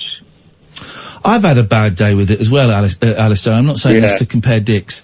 I'm saying this to just to try and empathise with you a little bit. I'm putting my hand on your shoulder. That's what I'm doing. I'm putting my hand on your shoulder and saying I've had a terrible day. And I'm kind of toying with the idea of taking Thursday and Friday off. Just to try and I think I can make it to Thursday, Friday, and just taking a couple of days off just to sit in bed and cry and do it. There's a couple of practical things I can do at home. So hang in there, man. Yeah, I mean, I had to walk out of the AA meeting tonight because I felt so bad. I just couldn't engage at all. That's all right. What was going around me, and that happens. I had the summons through the post this morning. Oh yeah. For the things. And when's that? That's at the end of the month. Okay. There's something in that. I thought you were going to say February, and I think, oh God, you got that hanging over you over Christmas. So the end of the month is the court date. Yeah. Oh mate. No, it must be terrifying. You are not the person that you were when you did the things that you did. Yeah. You are not the person that you were, and part of this process of recovery is having to confront what we did when we were drunk or high, accept responsibility for it, and try and make amends. Your amends is going to court at the end of the month. It's up to them what price they put on that amends. I would be very surprised, don't take this as gospel, but I would be very surprised if you presented them with what you are doing now in terms of your recovery, and they put you inside. Yeah. I can't guarantee that. Just, I guess it is like, as you're probably aware, in that it's like when you get into that particular state of mind, you just start going over all the rubbish in your life. Do you know what I mean? From day one throughout. Yeah. All the mistakes. But you're working now as part of the 12-step program, and as part of being a human being, you are working on a plan, on a program, so that you don't make those mistakes again, and that you can cope with the feelings that caused you to make those mistakes. And also, you're not the same person. Me and Catherine, I really hated you when you phoned up drunk. I hated you. Because you were so rude and so unpleasant. But here's the thing, man. We'd had a glimpse of a sober Alice. We'd glimpsed him. We'd seen him so many times. And then this horrible person who isn't you would phone up and be abusive. And the difference we have seen in the last 6-7 months, however long it is, right? The difference that we have seen is beautiful. Is beautiful. I'm so proud of you. I'm sure I'll let Catherine speak in a minute. I'm not going to speak for her, but because you were very rude to us, right? You're drunk. You was very rude to us, and I am so proud of who you are becoming. It's beautiful, man. And Alistair, when you phoned up drunk, I hated you. Now I love you. I love you. Do you know what I mean? And I'm not saying that to shame you. Don't hang on to me talking about the dark stuff. I'm not saying that to shame you. I'm saying that to praise you, to show how far you've come. Maybe Catherine wants to, hang on a minute, maybe Catherine wants to add a little something. Yeah, do you remember, like, after each incident you would, I mean, a couple of times you sent me flowers and you would... you called us a C a couple of times on air. And it would come out of nowhere, and it would be kind of, at first it was funny, and then it got kind of, oh my God, really, again? And we'd have the conversation with you, and then it would happen again, and we'd wonder where all this rage came from, and it got to the point where... and I'm not this sort of person, but I ended up, when you'd ring up to apologise again, my arms would be folded. And I remember saying to you a couple of times, instead of apologising to me, do something about it. Do something about it. And you did. You did it. That's the thing. And when you phoned back and told us that you had been doing something about it, and that it'd been weeks, you do not know how much that meant to me and how much that meant to Iain. I was absolutely thrilled, because I got to the point where I thought, man, I can't help him anymore. And me telling him to sort himself out and come back, you know, when he was sober, I wonder whether it's ever going to happen. And it's happened. And you're not that bloke anymore. And you've not had to make any humbling apologies. And you've not had to send me any flowers. And do you know what? That's brilliant, because I'd rather have your phone calls. Yeah. I'd rather talk to you now, and there be nothing in the way. You're brilliant, Alistair, and you're brilliant. Thanks for we your love words. hearing from you. Well, like I say, I mean, you cheer me up every night, and I'll continue to listen, and I'll try and get to Birmingham next year. Okay. I tell you what, here's the thing: you get to Birmingham, your name's on the door, all right? Oh, cheers, mate. Give us a call any time between now and the court case. And if you want to phone up and talk about the court case, beautiful. If you want to phone up and talk about, I don't know, you've seen some crap, well, you can phone us about, and if you want to just phone us up and talk about other stuff to distract you from that, that's just as beautiful. Okay, well, look, I'll let you go, and thanks ever so much. All right, I man. really appreciate those words from both of you. Well, they're meant. They're really meant, Alistair. Thank you. Alistair. That's it's a real change in personality and character. No, it's not. It's a real that's a real rediscovering of his true personality and character that was hidden by booze. Yeah. And for a while he was a fun drunk, then he was an obnoxious drunk, and then he was a downright... Twice he phoned up and called us a C. And, banned. I think he's been banned more times than anybody else. And there was a part of me that went, I've got to give him one more chance. And it's paying off, and he's got to, like we all have to, take responsibility for what he did when he was drunk. Because although I know it was the disease that did it, he has to take responsibility for it, and he will do, and he will face up to it, and if he has to, you know, whatever the punishment is, he will do it. And he will, I suspect he will do it, and he will say thank you as well. I don't think he'll go to prison. But here's the deal. It's part of the healing process, isn't it? But terrifying. Yeah. Terrifying. Thank you, Alistair. You've given us a lot to think about. 0344 499 1000. This is Talk Radio. The late night lip service for lovers, loners, and lounge lizards. Yeah, well, where exactly is your accent from? The Late Night Alternative with Iain Lee I've forgotten your name already, excuse me. on Talk Radio. Good evening, Dave. Good evening, you two. It's another survivor from #Brighton Disaster. Where were you that night? He was in the front row, looking at the floor for quite a lot of it. Yeah, simply because if I'd looked at that guy, I think I would have said something, and it's not my place to, so, I decided not to. Thank you. It was nice to see you, mate. And, you're one of the first people to get your hands on the brand new 7-inch single from myself and from Catherine. We're going to be laminating those cards tomorrow and getting as many of them in the post as we can on Wednesday. You're the first, Dave, to own a copy of it. I'm guessing you love it. And has a turntable to play it on as well. Yeah, well, that's the other thing. Yeah, this guy's actually got a record player. Now, you've got records by some of the greats, the Beatles, the Mersey Beats, the Dave Clark 5. How does this record from Kath and Iain rank? Well, I dare to see what it's worth on Discogs now. I dare to look in, frankly, because an individual pressing like that, it could work out. Yeah, so it's an investment more than anything else. While I've still got 150 in the boot of my car, it's worth a little bit less than you actually paid for it. But one day, and they're going on sale online later this week. Once we've got these sent out, we're going to start selling some more. No, I think the A side's really funny, and I think the B side's really funny as well. Well, I think the A. Oh, that's awkward. The A side's not meant to be funny. The B side's a little bit of fun. Oh, the A side's meant to be a serious song, mate. Yeah. Well, interpretation. Okay, moving on. Well, Sadie sort of reminded me of a couple of things. I think I said so at the time. It reminded me of two badly drawn boy gigs, actually, where he... go on. The audience. Well, yeah. It was a badly drawn boy gig. The last time I saw him, I think, at the Bloomsbury, and he asked for requests near the end of the show, and loads of people shouted stuff out.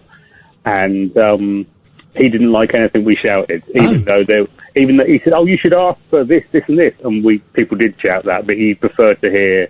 Well, hang on a minute. If there are songs you want to play, just say no requests. I really want to play these 3 songs. Yeah. So a lot of people shouted for "Peeing in the Wind," his single, and he said, "Oh, I hate that song. I hate playing." He started playing it and said, "Oh, I like this bit of the song, but I don't like the rest of it. It's rubbish." It's like, okay. Yeah, make us feel bad about it.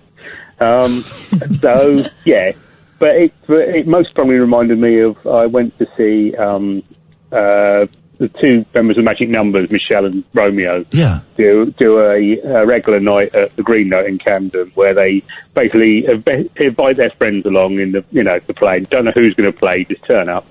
And it could be someone you've heard of, it could be no one, but it's always, good, and they sort of, do covers and, make a good night of it.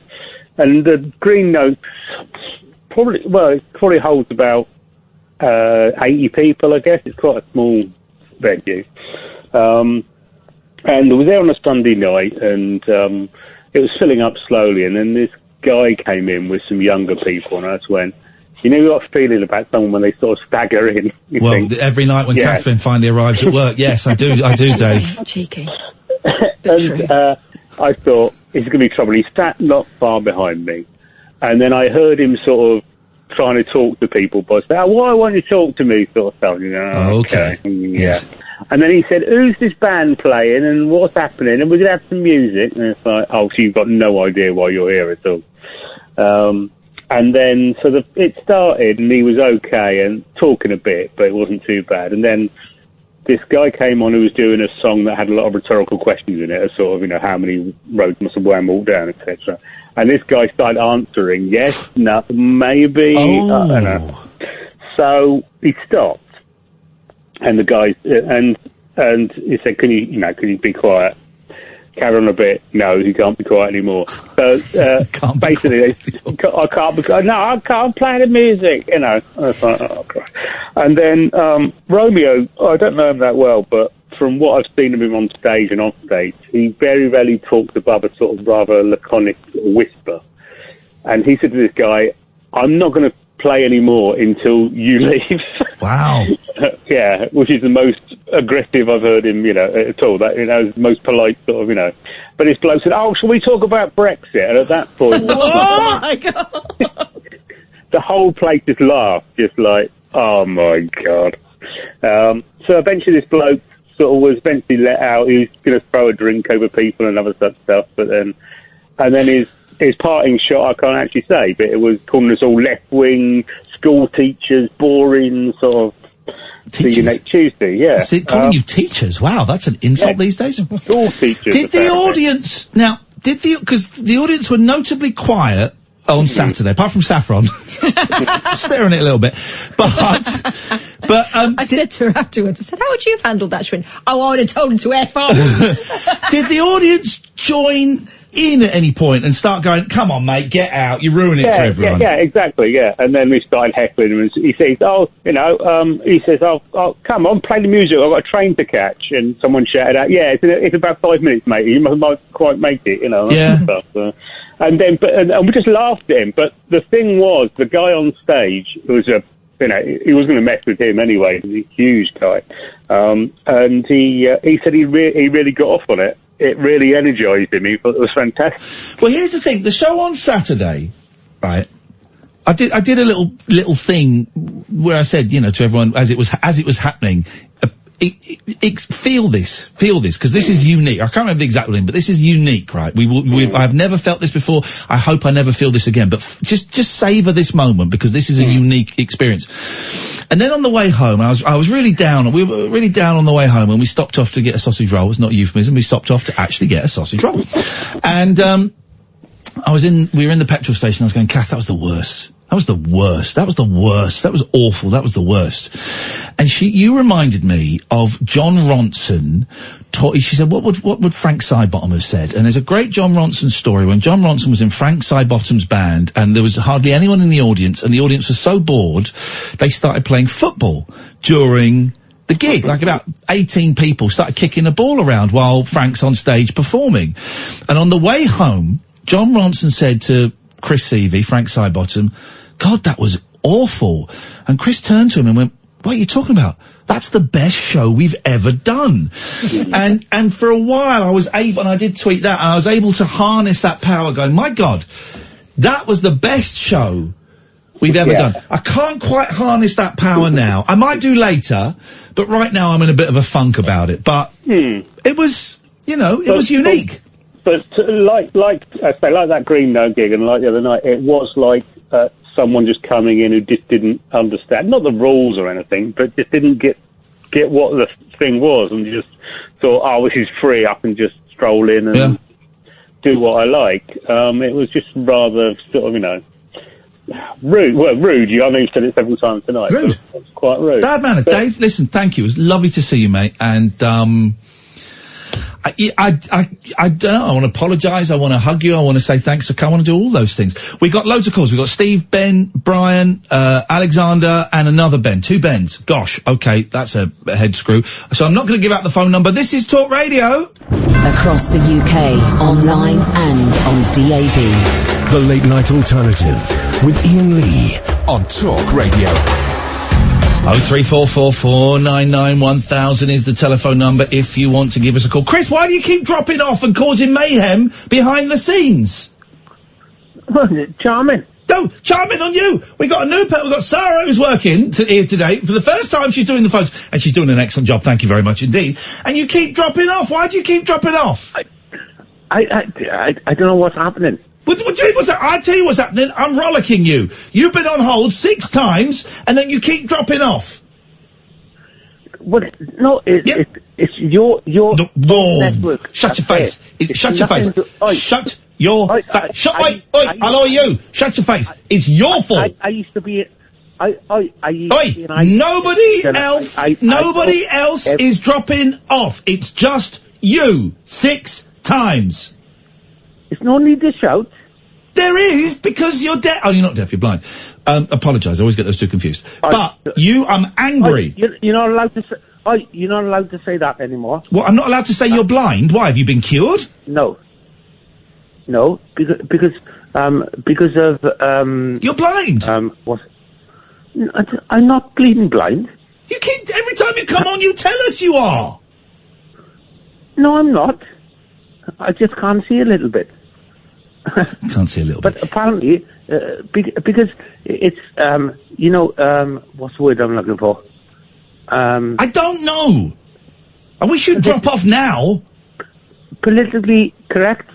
You're not allowed to say blind or partially sighted anymore. Yes, you are. That's rubbish. No. Of course you are. You don't know what political correctness is, like everybody who cites political correctness as a reason for not being able to say something. I've been round the school lots of times. You've been round the school lots of times. Now we're finding out something very unsavoury. What are you doing around at school? You're a grown man. I feel sorry, but I rang up because I... Yeah, 6 times! 7 times now! I know, because I wanted to... Because I was watching something on the TV. Right. Great. So you phoned up with a television review. It means Steve, Ben, Brian, Lavinya, Alexander and Ben all have to wait because you want to give us to tell us what happened in Corrie. Oh, make me feel guilty, now. Okay. All right, I will do. Was it Corrie? I felt... No, I don't watch stuff like that. What did you watch? Quick, get it in. Please! No, I felt a bit guilty because you got... Oh, God. I got the back end when you said somebody sort of had a go at you and Catherine in... Yep, okay. What was the point? Why have you called us 7 times? Let's just get to the point. Well, I help in a group, and one of the persons over there is slightly got learning difficulties. I think I have as well. And I took I used to collect little motorbikes because I can't ride a motorbike. I would have killed myself. Now I know how that fella felt who gave us a hard time in Brighton. It's torture. I can't resist doing a bagpuss yawn. What did they do, Iain? What do you want? What did they do? Did he just abuse you? Or what happened? I'm not talking about it again. Well, if we need to be abused, I'll come down to Cardiff next year. Thanks very much for your call, Chris. I mean, dear God, let's go to Steve. Good evening, Steve. Hi, Ian. How are you? What answer do you want? Not too bad, thanks, Steve. Sorry? He wants to pretend one. Okay, yeah, I'm great, mate. Thanks. What can I do for you? I was at Brighton and, I actually enjoyed the show. We've got a pervert! We've got a pervert! Yeah, no, I enjoyed it. It's great to see you and Kath, sort of, it's good to see, put a visual sort of thing to the audio. Yeah, I enjoyed it. How did you feel about the uncomfortable vibe? It's kind of interesting. I've sort of known Rachel for a long time. I've known her since she was at school, sort of thing. Whoa! Hang on! You know the rude woman and her children? Yeah, I don't know her children so well. It's the first time I met them, to be fair. I've known Rachel for sort of 30, 40 years, but... God. Yeah. Yeah, I mean, I didn't know they were going. Me and my mate. I don't think they knew they were going either. No. Yeah, I was surprised when I met them at the bar. You know, to bump into them, and yeah, it's strange. Yeah, Ryan's the guy's name. He seems a nice guy. I've done a little chat with him. Yeah, he's very spiritual and yeah. Steve, there's nothing spiritual about his behaviour in that room. He was ill-mannered and rude. I'm not going to say it was spiritual with the behaviour, but wow. Yeah, he seemed a nice guy when I saw him downstairs. Yeah, he's been travelling around Asia, learning. What happened on that stairs then that turned him into a dick? Well, I think he's only a young guy. Actually, he's only about 20, and he's not a drinker. He doesn't go out. He's not a sort of sociable person in that sort of scene. Right. He's been travelling around the world for like 3 years. Kept on travelling. Yeah, I don't think he's used to banter really. You know, I think most people would, you know, how you led it, from my interpretation, it was, you know, for somebody like myself or, you know, people who sort of used to a bit of banter, it could have gone in a different way, but it just sort of took off in a strange direction. But don't you think it felt to me like he instigated it by doing that big theatrical yawn, like he wanted attention? Yeah, I mean, I was sitting 2 rows back. I was sort of, as you were looking, I was sort of on the right-hand side, a couple of rows. Right. Sit from the front. I saw his arms go up and I heard a bit of a yawn, but I didn't know how it was sort of. Well, Steve, listen, it was a pleasure to entertain you, and I'm glad you enjoyed it. Yeah. Don't beat yourself up. I thought you might sound a bit down from it all, but you don't need to. All right, thank you. Yeah, you did a great show, and I just want to say to Alistair, I hope you're listening still, because it was him that put me on the AA path. Oh. And I know sort of a big philosophy of the AA is to spread the word and help save other drunks, etc. And Alistair, you know, sort of, I've been going about 4 months now, mate, and you know, you're the one who, if you can just reach out to one person, then you've done a great job. And Alistair, you reached out to me, so. Hang on a minute. When you say he's kind of giving you the nudge towards AA, is that because you just heard him on the radio, or have you spoken to him? Wow. No, through your show. Yeah, your show. Sort of saved me, really. 4 months ago, I was suicidal and depressed, and through Alistair and your show, I've turned my life around. And I'd like, if Alistair's sitting there in his room feeling a bit down, you know, so cheer up, mate. Yeah, you've done a great turn, and I'm sure I'm not the only one who's listened to you. And you've thrown a few seeds in the early days, and you are where you are now, mate. And big thanks from me to you, mate. Steve, that's a big thing. I can see Alistair's on Twitter right now. Alistair, if you're listening, take that, man. Take that. There you go. You got Steve was inspired to start sorting his life out because of you, mate. Yeah, I mean, I've got 2 young boys, and they've benefited from it as well. You know, everyone that I touched has benefited. So, well done, Alistair, mate. Yeah, keep up the good work. Steve, I heard at the show he offered his hotel room to anyone. Yeah. And he's a good man. You can tell that he's a bloody nice guy. Yeah, so. He's a good man. Steve, thanks for sharing that, mate. I think that's really important and powerful what you've just said. So thank you. No worries. Thank you, mate. There you go. There you go, Alistair. Take that. That's come from Steve, totally unprompted. And well done, Steve, on getting sober as well. So Dick and Dom aren't on the station anymore. Is that true? So I hear. This is what I'm just reading on Twitter. Steph and Dom don't work here anymore. Let's drop that trail from the. We must have missed the leaving card. The trail package. I'm surprised we didn't get invited to a party or something. Hello, Alexander. Hello. How are you? Again, everyone's asking. No one wants to know. So what can we do for you? I would like to offer everybody who loses their job because of Brexit a job. What do you mean give them a chance? First of all, we don't know if anyone's going to lose their job because of Brexit. So what do you mean a chance? Hang on 1 second. Now, I've just dumped you so no one's heard that. So let's have a little look at this website, because I don't want to be advertising some porno. What, a lighting firm? No. It's toilet paper deliveries 24/7. Okay, well, TP24.com has gone. It's a lighting firm, mate. So, you've fallen at the first hurdle. No, I own TP24.com. It's in my uni registry account. Okay, well, well, then you'll know that it's LED lighting. No. TEEPEE24.com. TEP. No, TEE. Tee. Ha, he, I'm a laughing gnome and you can't catch me. Teehee24.com. Okay, this is... Tango. Okay, Jesus. England. Okay. You should have had a few more tangos instead of the booty. Teehee24 doesn't... Yeah, teehee24.com doesn't... It's P for Palace. TP. CEEPEE24.com. Okay, just confused us when you started singing tee-hee-hee. You started singing the Laughing Gnome. That's... Right, TP24.com doesn't... we can't open it here, which means it's probably pornography. No, it's the website's not up yet. Okay, no, it says here, webpage blocks, which means it's a porno website.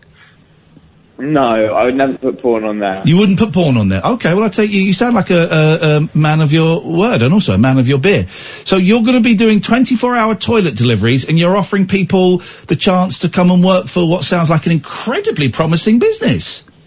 I think it sounds like an incredibly promising business as well, and I think it's kind of... Well, you would do, because it's your business. Well, you see, what's gonna happen is it's gonna pay for the Royal Trust. Okay. Well, thanks so much for your call, Alexander, and thank you for waiting over 30 minutes to make your point. No, don't go yet. No, I'm not going anywhere, my friend. I'm staying here until 1 o'clock. It's you that's going, because you're a knob. I suggest you go to bed. Let's go to Ben. Hello, Ben. Hello, you okay? No one's interested in the answer. What? Hello? Oh, it's that Muppet. Okay, right. 2 lines, same knobhead. Let's squeeze. Let's all see if we can squeeze into Lavinya, shall we? We can squeeze Lavinya in. I do apologise. Sorry, no DP here. Lavinya. Hello, my honey buddies. 4 hellos, 5 hellos, and a honey buddy. It's gotta be Lavinya licking it up. Thank you, my lovely. What I'd like to tell you, actually, there's 2 things I'd like to talk about, all right?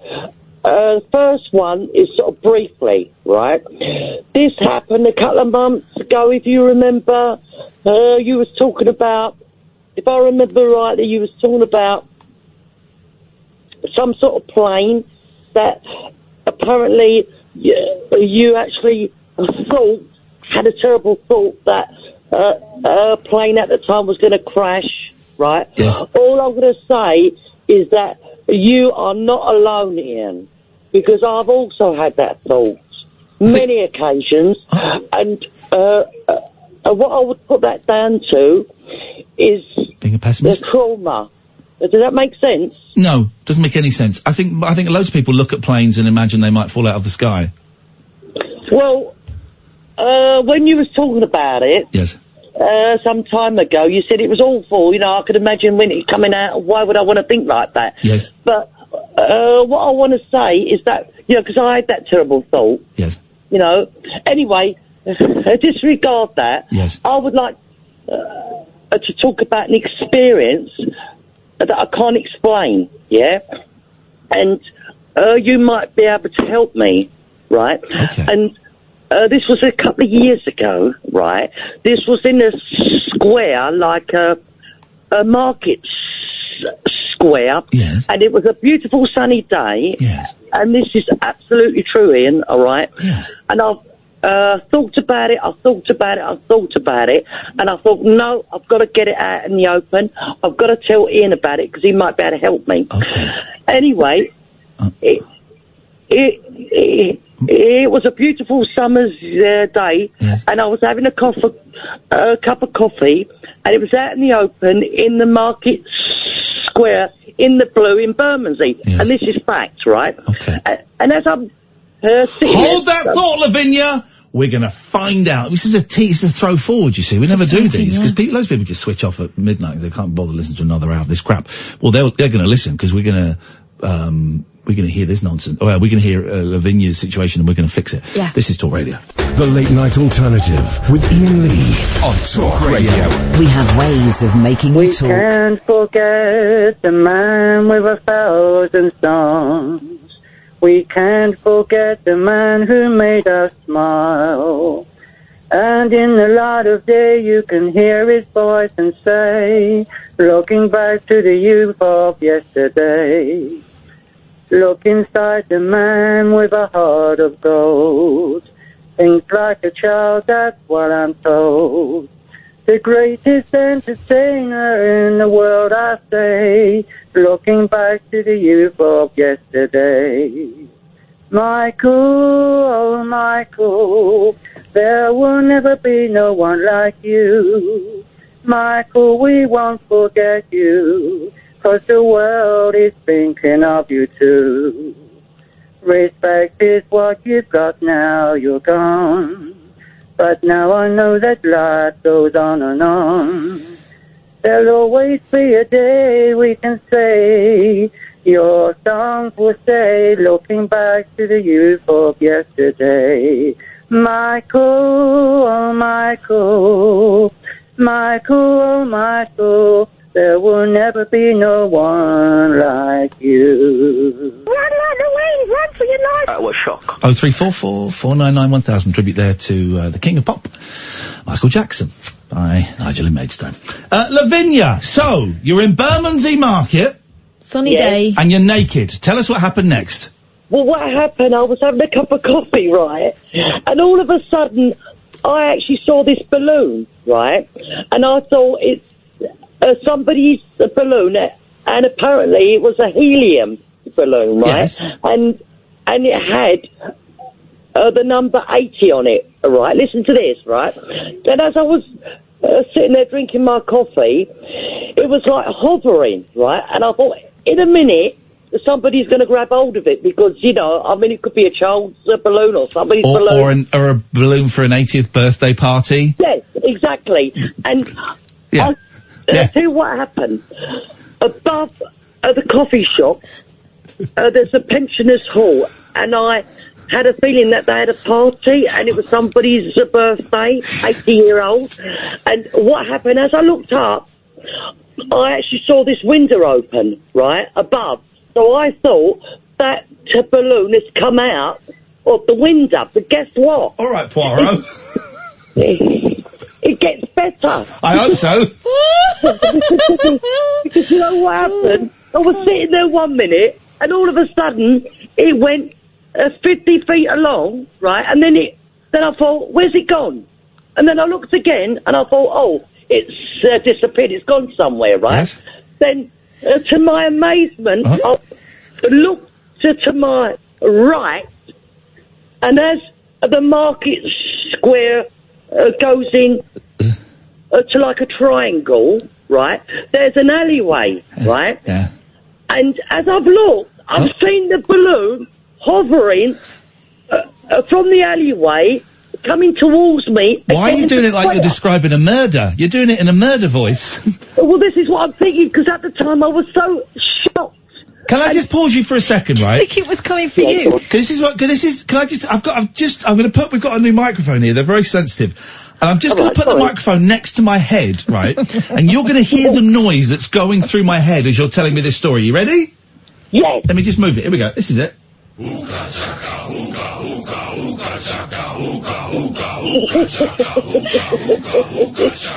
it that bad, Ian? That's good. Try the one that's going through my head. Ready? Okay, here we go. Here we go. Is it that bad?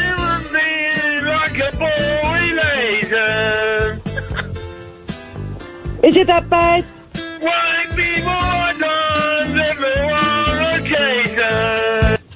So this balloon, it was coming towards you. What happened next? Gonna put it next. Let me put the microphone next to Sarah's head. This is what's going on in Sarah's head. It's the same as me.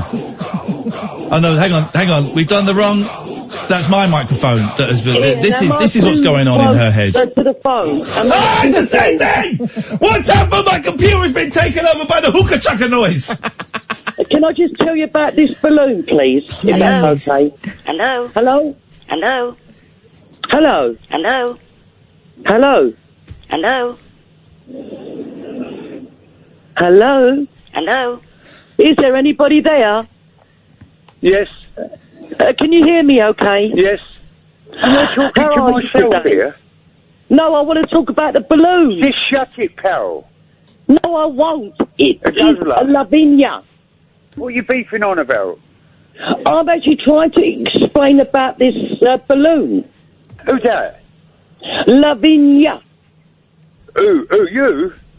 Yes, Lavinya. I like the mushy peas. And I like mashy sausages and that? beans and Flipping black it. pudding. A guzzler. No, all I want to talk about is this balloon. Who's that? And what happened, I was sitting at the coffee shop. Who's that? It's me, Lavinya. Yeah, I know it is now. Can I talk about my balloon? Just shut it, pal. It's not Carol, my lovely. It's Lavinya Great. Are you real? Yes, I am a balloon, and I'm trying to explain something. Dear. What a radio program this is. Ian, are you there? Oh, God. All I want to talk about the balloon. Anyway, I'm going to talk about my balloon. Please right? don't go. What happened this... Did we get a word in Edgware here? No, let me explain myself. It was hovering by in the balloon. Carry on, Lavinya. Ignore Dave. He's being rude. Thank you, Ian. Thank you. Thank you. No, thank you for keeping the youth of Britain entertained. This balloon. Are we allowed to talk about balloons during Purdah? Let me just check. Yes. Away you go. We finish at 1, Lavinya, so speed it up a bit because Daryl does a good show. He don't want this crap. Well, what happened? Every time I saw this balloon, it kept reappearing and also disappearing. And then as I've looked up the alleyway, it was up there again, and it's making its way back past me. But nobody knows. Sneaky balloon. Sneaking up on her. Anyway, what happened, Ian? This may be a bit sad and also may be a bit strange. Is it a bit interesting? Because I would hope after 15 minutes of talking it might be. Yeah. What I believe, what happened in that area, because it kept going to the same sort of place, hovering. You've answered what happened. There was an 80-year-old you were sat underneath an elderly centre. There was a window open. It was a birthday party for an 80-year-old, and the balloon came out the window. Let her finish. There's got to be an interesting part. I don't know if there is. But what I'm trying to say, all of a sudden I thought to myself, what am I going to do? I am going to get up and actually grab the balloon. Well, why didn't you? Yes, but I was going to. And guess what happened? Some lady. You got sucked up by an alien. No, 80-year-old lady come by, and I said, "Is that your balloon?" She said, "Yes." Well, you got anally probed by an alien. That's what happened. Yes, that did actually happen to her. It's not me being vulgar. Lavinya got probed by an alien. That wasn't that day. This was the balloon day. Okay, could have been the same day. Could have been a very eventful day. Ian, all I'm going to say, the balloon, I've never stopped thinking about it. Why? Because it made me go all lovely and goosebumps. You should have taken it home and ridden it. Well, there you go. Yes, I should have done. But I bet you get a right horn on when you walk down the street and you see those blokes selling 50 like Pokemon and Disney character balloons. Definitely, I love it. Thank you very much indeed, Lavinya. Is that how throw forwards work? I thought there was supposed to be like a reason for people wanting to listen. We just made people angry now. We just give me that nuclear button. I'm pressing it. Some of them are aroused. Give me the nuclear button. I will press it. Ask me that question, Piers Morgan. would you press the nuclear? Yes! Now! And I'd have like a little, fake red button. I'd go, imagine this is the nuclear button. That's it! I'm doing it. That's what I'd say. What about the kittens, though? Well, so I've got these, I've bought the kittens, so I had 3 cats. Old lady, Velvet, 20 and a half. The 2 girls, who are just over a year. And then I got like a phone call last week from someone from the RSPCA saying, we've got 6 kittens. Do you want to come have a look at them? Yeah, I didn't want to go and look at them. I said, I'll come have a look, but I'm not really in the market for cats at the moment. I went and look at these 2, my brother and sister, and they're 10 weeks old and they got an eye infection, and they're small and they're very cute, and I wasn't going to take them. And then the little boy came up to me and said, please, mister, dear master, no one loves us, so it's a little bit small. Please, can we come and live with you? Please. I said, I can't do it. And then this little girl came over and went, please, mister, we're begging you. And so on Saturday, the RSPCA came to check out my house. They didn't notice I had a train line at the end of the garden. That was the thing I was worried about. And the woman was like in her late 50s, 60s, in her 60s, I think. And I'm excellent at flirting with women in their 60s. Excellent. And I totally charmed her, and I showed her Velvet, and that's his cat, by the way. Yeah, it's my cat. And she said, well, I don't see any problem here. Yes, I'll let Vicky know, and you can. I said, okay. So I texted Vicky and said, it looks like I've passed the audition.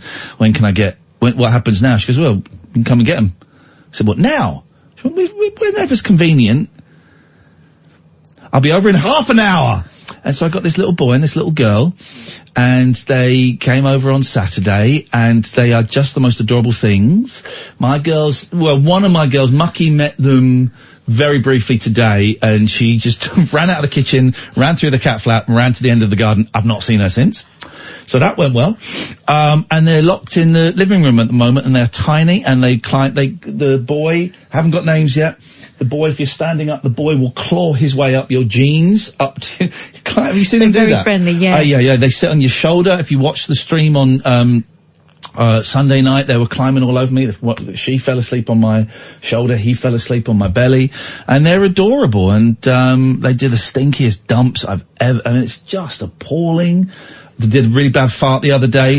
I thought it was the boys, but it was not. It was one of the cats. So I've got 5 cats now. I'm like that. I'm the mad. I always said more than 2 cats and you're insane. Then I got 3, and it's like, okay, well, 3 is like the actual line. I've got 5 cats, and it's going to be a real system of having to monitor the cat flap, because the kittens won't be going out for 6 months. And also he's a boy kitten, and he's not been done. He can't get done for a few months. So I've got to make sure he doesn't mount his sister and impregnate his sister, which is easily done. Trust me. So don't ask. So, and also I'm worried because I think they can do them quite early, actually, male cats. Okay. So but the 2 girls, I'm worried because I've not really seen them for the last couple of days, so I'm worried they're feeling left out, and it's and here's the thing, these 2 are cuter than the 2 girls, because the 2 girls are feral, and they bring in live mice, so the whole thing is going to be a nightmare. People are going to come and not want to see the girls, Lucky and Mucky. I love those girls. It has to be said. And actually, Mucky is very, very friendly. Lux, you don't see her. Lucky you don't see. She expresses emotion through food, and that food is generally half-eaten and a rodent. Yeah. But she's babies. trying. They're my babies. But they are cute, man. Yeah. So what a world. So I've got 5 cats in the but house. Velvet's no trouble, is she? What can I do why have the Daily Star started following me?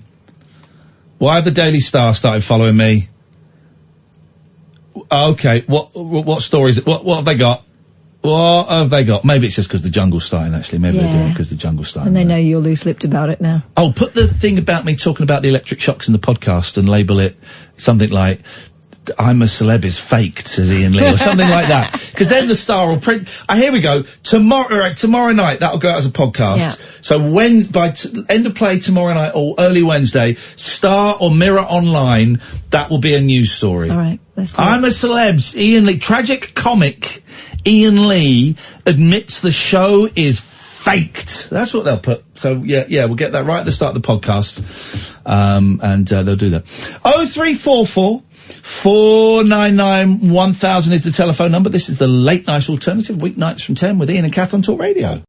Dead of night discourse for disco queens, I'm related to Jedward and Dolly Parton. dairy farmers, Aye, aye. and distant fathers. Yeah, well. The Late Night Alternative with Ian Lee Doing lots of things that we don't know about, we can't control. on Talk Radio. Yeah, it's great. 0344 499 1000. Shelter cat put in solitary confinement for repeatedly letting other cats out. A cat named Quilty. By the way, this show is now sponsored by cats. Yeah, I'm sorry. I'm This in is that cats. gang too. My Twitter feed is just going to be cat pictures and cat videos. And if you don't like that, screw you. Screw you. A cat named Quilty has been sentenced to solitary confinement for continually letting other cats out of their enclosures. Face. Oh, little baby. At his shelter after multiple warnings failed to curb the problem. This is the thing about cats. They do not respond to a good talking to. The serial offender was caught by staff at Friends for Life Animal Rescue and Adoption Organisation jailbreaking other felines out of the senior room repeatedly several times a day. Quilty also has a checkered past of consistent offending after staff at the shelter in Houston discovered he used to let his dog sibling into the house at his old home. After an online campaign was launched to Hang free... on, you call it consistent offending. That's skills. You let the dog in. Very, very wicked skills. After an online campaign was launched to #FreeQuilty, the shelter said that his review with the parole board had failed, but he released himself anyway before returning to solitary. The shelter said Quilty will not be contained, and he has no shame. Quilty loves to let cats out of the senior room, repeatedly, several times a day. We have Quilty-proofed the cat room while he took a brief hiatus in the lobby. His roommates missed him while he was banished to the lobby. They enjoyed their nighttime escapades around the shelter. The staff, however, did not miss the morning cat wrangling, so we'll just have to agree to disagree there. The shelter continued to post his updates as Quilty tried and failed to escape through a window, and video showed the spicy a-hole... What? ...being marched back to his holding cell after he got out and crashed the staff meeting. Look at his face in this picture. It's exactly the one I've got. What a stunner. Quilty is still looking for a home. I'll have him. And although he's unsure about small children, his bio reads, I do know that I like to open closed door. When I see one, it challenges me and I work hard to get it open, and I'm usually successful. I'll have Quilty. I'll take Quilty. I'll have him. Cats are the best, man. If you've got dogs, there's something wrong with you. Cats are the best. There's something very magical about them, but 5 is too many, and I got them to try and fill a gap that is not there, and it's a really dumb mistake. It's going to be hard work. It's going to be expensive as well. Geez, the amount I'm spending on cat food and cat litter and insurance and jabs. Yeah. They are cute though. They are adorable. Good evening, Nigel. Oh, good evening, Ian. How are you? You don't want to know, so I'm going to say I'm fine. Of course I want to know. I'm feeling really, really lousy at the moment, to be honest, Nigel. There's a lot of... My brother's in bed with the flu. Okay. I'm talking Michael, more like spiritually. Get well soon, Michael. Yeah, I'm talking more spiritually. Not Michael Jackson, Michael, my brother. Okay, he didn't want to know. That's fine. I'm feeling fine, Nigel. Thank you for asking. Yeah. There is a lot of flu about, isn't there, I think? But no, I've not come across it yet. No. But it was really cold today, wasn't it? I went into Maidstone today for a change. I'm going to my girlfriend's tomorrow. Beautiful. Which should be exciting. I'm looking forward to Christmas. Are you, Ian? Not really. I don't really like Christmas, I've decided. Well, it's going to be nice for me having a shrimp, isn't it? Having a shrimp? Hello? Hello? Hello? Yeah. It's going to be nice for me to have a friend to go and visit at It will be Christmas wonderful, time, yes. instead of, being stuck here on my own. Yeah, be nice. Well and I'm going to go Christmas Day, I reckon. That'll be lovely. Well, you'll have a great time. Christmas dinner with a girlfriend. Are you a Brussels sprouts kind of guy?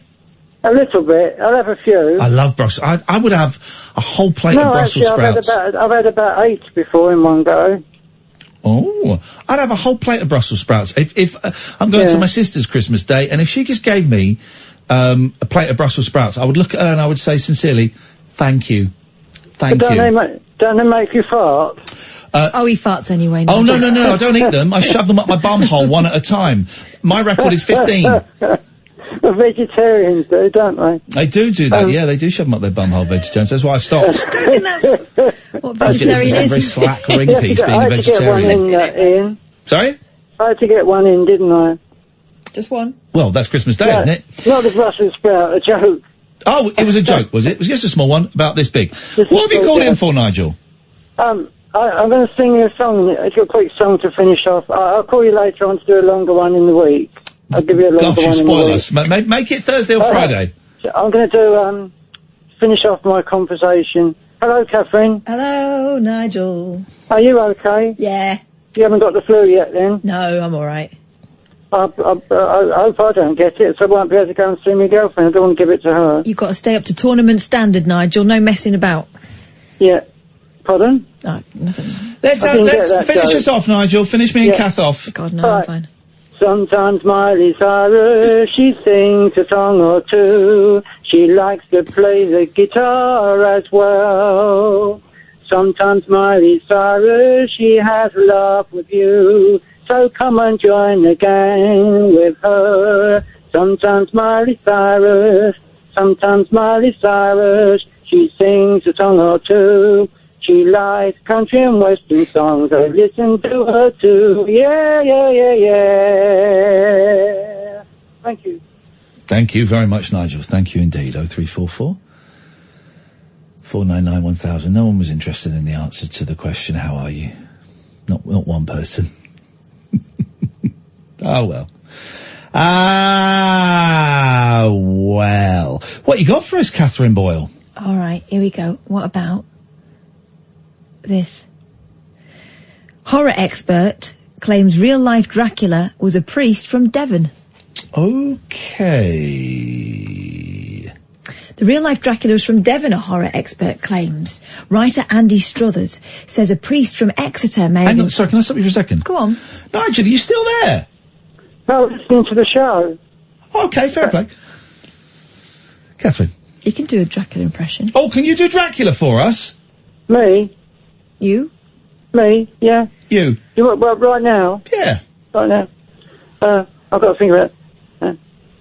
My name is Dracula. Dracula, I'm coming to get you, Ian, Lee and Catherine. You better watch out. Dracula's coming after you. Ha ha ha. Dracula speaks in the third person. That was no good at all. No, you're right, it's rubbish. It's rubbish. But it was fun. It hurts my throat when I do that. I don't think it gives me a little thrill when I hear that kind of voice. I like it. My name is Dracula, coming to get you all on Halloween night. Ha ha ha. You've got a year then to get away. Well, Bitty, I said to Bitty one day, my cat done a whoopsie on the carpet. Oh, I can't eat beans. Oh. Funny you should do that. Sarah is wearing a Frank Spencer hat right now. Look, we're getting the full. Hello, Sarah's new, isn't she? Yes. So. Wait, I was chatting her up. No, you weren't. Well, chatting anyway. Yeah, exactly. Adding the word up completely changes the scenario, makes it a little bit creepy and also factually incorrect. You were chatting, yeah. I'm too old for Sarah. I don't think it's just that. Anyway, so you're just going to hang on the line for the rest of the show?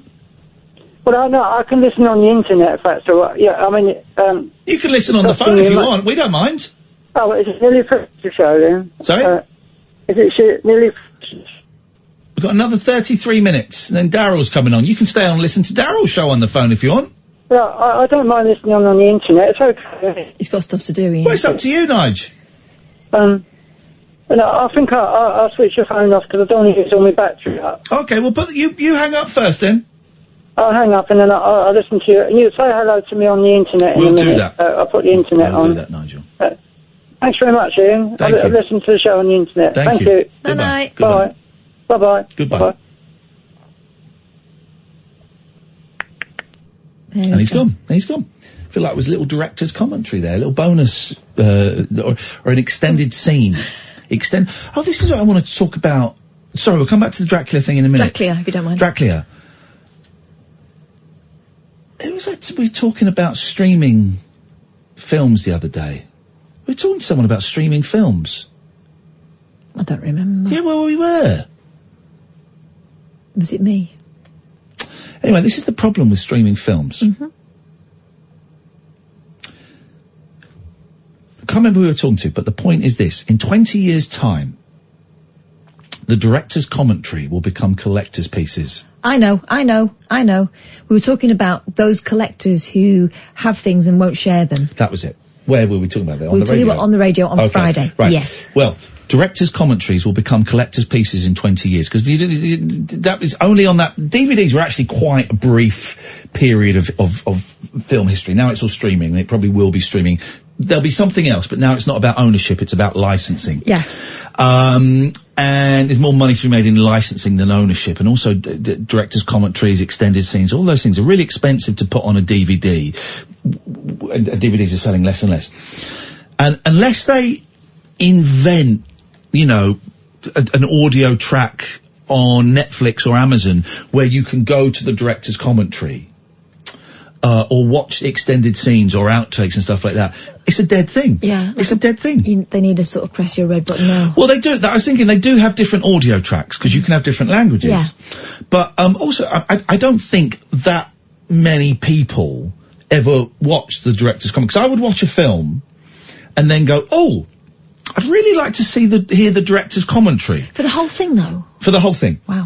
But I've just watched the film, so I'll come back to it in 3 months. Yeah.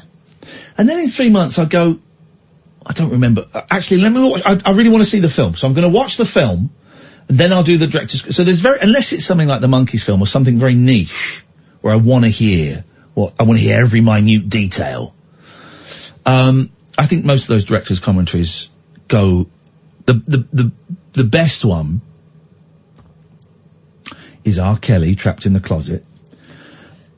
I know, but he's obviously never heard a director's commentary before, because director's commentary go, okay, well, this is a great scene, and we're actually filming this in the Adelphi Hotel, and that hotel is famous because, Joni Mitchell wrote a song there, and if you see that young actress there, by coincidence, she's Joni, that kind of stuff, right?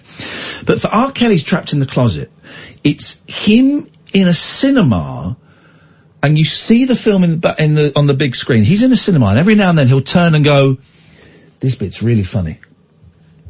Then he'll turn and watch it. It's just what... Then he'll go, if you watch this bit coming up is great. I wrote this bit. And that's it. It's just R. Kelly watching his own sex film. offender, he's also an idiot. Let's do Jim, then we'll play a trail, and then we're going to get this Dracula story. Good evening, Jim. Good evening, Ian. How are you? I'm okay, mate, thanks.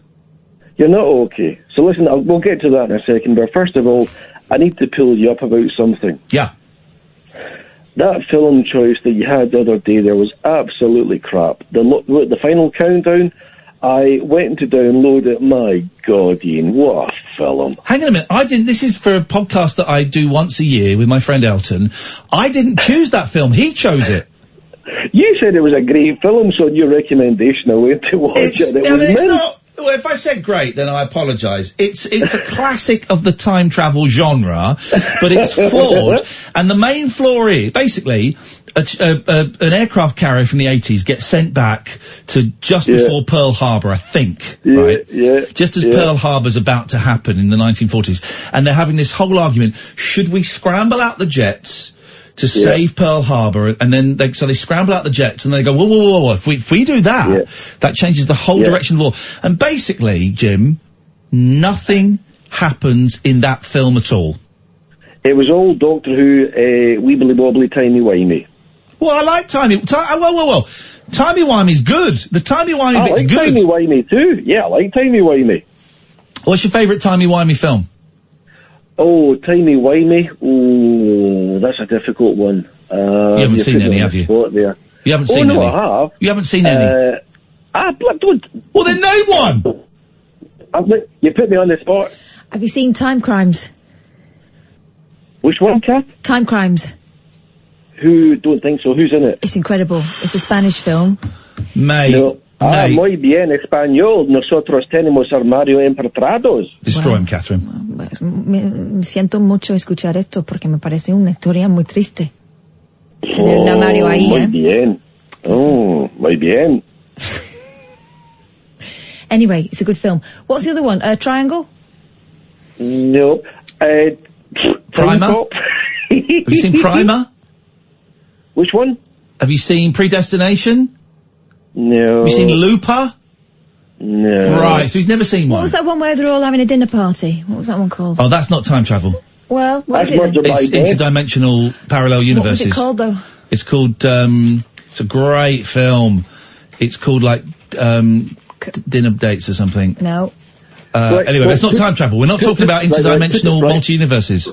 Yeah, putting that to the side, I think it's only fair that if we listen to you every night, Ian, and we all know that you've had issues, it's out there, it's in the public domain, I think it's only fair that if you entertain us, and you're obviously not feeling great tonight as well, I think it's only fair that you should share with us, even if Nigel or whatever is not interested. There's a lot of us that are interested in how you're feeling tonight. I think you should sort of like share it with us and unload the burden. Yeah, but people switch off. I will tell you, as you asked, thank you. I feel lousy today. I feel really lousy today. I felt lousy for the last, I would say, 3 or 4 weeks, and it's been getting progressively worse. Saturday night didn't help, but that's certainly not the cause of it, but that has certainly, it's not been the cause of it, but that's not helped. And I got up late today. I just went and sat with the cats when I finally managed to get up. Then I went back to bed for another 3 or 4 hours, and I wasn't going to come in, and I've been crying a lot, and I feel at this precise second in time I would like to be dead. That's how I'm feeling. Now, I don't actually want to die, but that's where I am at this precise moment in time, Jim. I'm dreading, even though I love this job, I'm dreading coming into work, and it's all fake at the moment. Well, listen, radio is that's show business for you. Yeah, exactly. If your depression is kicking back, then obviously you know what to do and what you need to do. Yeah, you're right. Well, I sort of do. I do to a certain extent, yeah. Thank you. Thank you, Jim. But listen, I love what you do every night, even though you're putting on a show or whatever, and even though you turn up sometimes feeling like shit and whatever else, you know, it's what you and Kath do every single night is an absolute tonic, but I feel that we should also give back to you what you give to us and share the energy. Thank you, Jim. Can you zap some over right now? It's coming right at you. My index finger is pointing right at you. It's about to touch each nipple. Bang, bang. There you go. Oh, yes, mate! And can I just do the same thing to Kath? No, you cannot, you dirty Leave sod. my nips alone. Not having you touching her nipples. Thank you, Jim. You're a good man. Appreciate that. I've just announced the lineup for I'm a Celebrity, and I still feel a bit jealous. Isn't that funny? Mm-hmm. Not as jealous as I did last year. Couldn't watch last year's. Felt very, improper, but I do feel a little bit jealous. I'm guessing maybe that won't ever go. It's better than it was, but I do feel a little bit, because it was an amazing experience, you know, it was an incredible experience, but, once in a lifetime. Just as well, maybe. Yeah. Just as well. Came off the old rails after that for a little bit, huh? But then it also, even though I was the lowest paid person on it that year by quite some way, everyone was getting over like £100,000. I didn't get anywhere near that. But I did very nicely out of it. That fee was you know, a third of the deposit on it. I wouldn't be living in that house if I hadn't have done the jungle. So, let me take this call, because who's this being a bell cheese? Just put them straight through, please. Here we go. But yeah, I wouldn't be in there. I wouldn't have 5 cats. If it wasn't for the jungle. It's the jungle's problem. That's what it is. Hello, Gerald. Hello, Ian Lee and Catherine Boyd. There we go. I just want to say I thought the rabbit hole in Brighton was bloody brilliant. Oh, thank you. Now, I've been thinking, and I feel like you could do with some new jingles. I got my mate to do some. Let me know if you want it in MP3 form. Okay. The Late Night Alternative on Talk Radio. This is what, like, jingles for Tommy Vance would have sounded like in the early 80s. Catherine Boyle. Yeah. 3 double 4 double 9 107. What a banger. Not as much as this. Hit it. Girl. I want to take you to a gay bar. I want to take you to a gay bar. I want to take you to a gay bar. Gay bar. Gay bar. Gay bar. Thank you, Gerald. That was a big song, the gay bar song, wasn't it? I want to take you to a gay bar. A gay bar. Yeah. That was around about the same time as My United States of Whatever. Do you remember that? No, I don't remember that. Oh, do you not remember that? No, I don't think so. Oh, let's find out. That was a fun little song. Well, this is my United States of Whatever. He looks like a sort of Buddy Holly. My United... Here we go. This is my United States of Whatever. Let's have a listen to this. I wonder if this stands the test of time. What year was this? Cannot tell you that. Hang on. I went down to the beach and saw Kiki. She was all like, and I'm like, whatever. And this chick comes up to me and she's all like, hey, aren't you that dude? And I'm like, yeah, whatever. So later, I'm at the pool hall and this girl comes up and she's all like, and I'm like, yeah, whatever. This is quite good. 'Cause this is my United States of whatever. And this is my United States of whatever. And this is my United States of whatever. And then it's 3 a.m. I'm on the corner wearing my leather. This dude comes up and he's like, hey, punk. I'm like, yeah, whatever. Then I'm throwing dice in the alley. Officer Leroy comes up and he's like, hey, I thought I told you. And I'm like, yeah, whatever.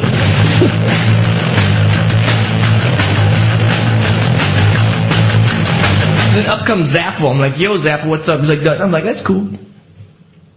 'Cause this is my United States or whatever. And this is my United States or whatever.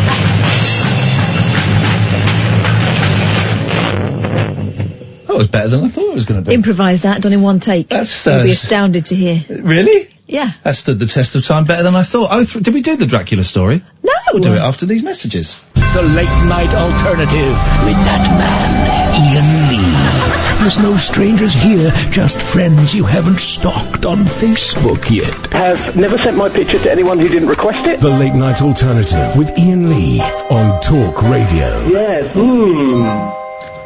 Very quickly, so I'm reading about Liam Lynch, who did My United States or whatever, thinking, whatever happened to him? And it turns out he's directed movies and comedy specials, and he does a podcast, and he did fake songs of bands, including a fake Beatles song, which I can't find. If anyone in the last 10 minutes of the show can find Liam Lynch's fake Beatles song, I think it's just called Fake Beatles Song, I'd love to hear it. But I just found this. I haven't heard this. We're going to hear it now. This is Liam Lynch doing a fake Talking Heads song. So let's,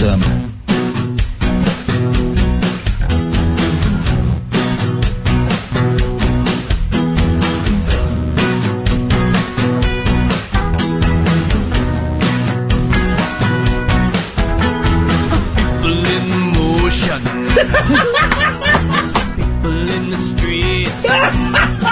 Yes! And they say that love is an ocean. They say there's other fishes in the sea. This is a jerk. This is a depot. Look at the people. People praying for something. Waiting in line just to buy some potatoes.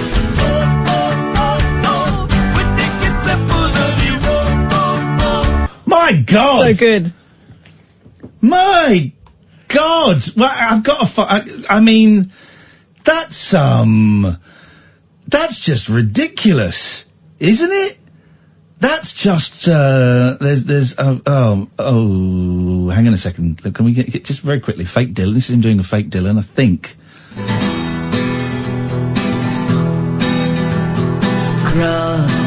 Cross your fingers.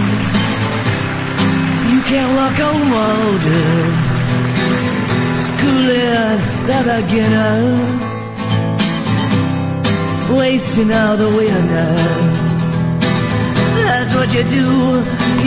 He's good, man. I'm going to go and get the Liam Lynch podcast. Well, Catherine tells us about Dracula. Oh, I think it's a boring story now. You really know how to sell this stuff. Well, let's see. I love you so much. The real-life Dracula was from Devon, a horror expert claims. Starting to look ever more flimsy as I read. Writer Andy Struthers says a priest from Exeter may have inspired author Bram Stoker's legendary vampire. Stoker featured the city's cathedral close in his original story, and Exeter is where lawyer Jonathan Harker leaves for Transylvania. The Count later travels... God, I can't read. What's going on with you? I'm tired. You high? You high? You want some marijuana? You want to go up? You want to go down? No, thanks. I think I just want to go home. The Count later travels to England to hunt for new blood. Now, Andy believes Dracula was based on ideas by Sabine Baring-Gould, an Anglican priest from Exeter. Oh. Baring-Gould lived in nearby Lew Trenchard Manor and wrote 2 books which Stoker based Dracula's features on. Andy said the Book of Werewolves and the Vampire Tale provided Stoker with elements of his story and virtually everything he needed for his creation of the Vampire Count. That is not what the headline suggests. Oh, hang on. Horror expert claims real-life Dracula was a priest from Devon. Now he's saying Bram Stoker nicked his story. Oh, I think they've got all the headlines in one bag and all the stories in another, and they just throw them in the air, like David Bowie and Thingy used to do. So, Brian Eno, wasn't it? Balls. We've fallen for...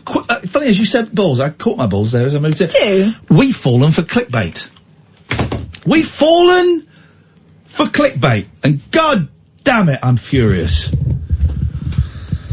How do we get out of this clickbait? Try some more.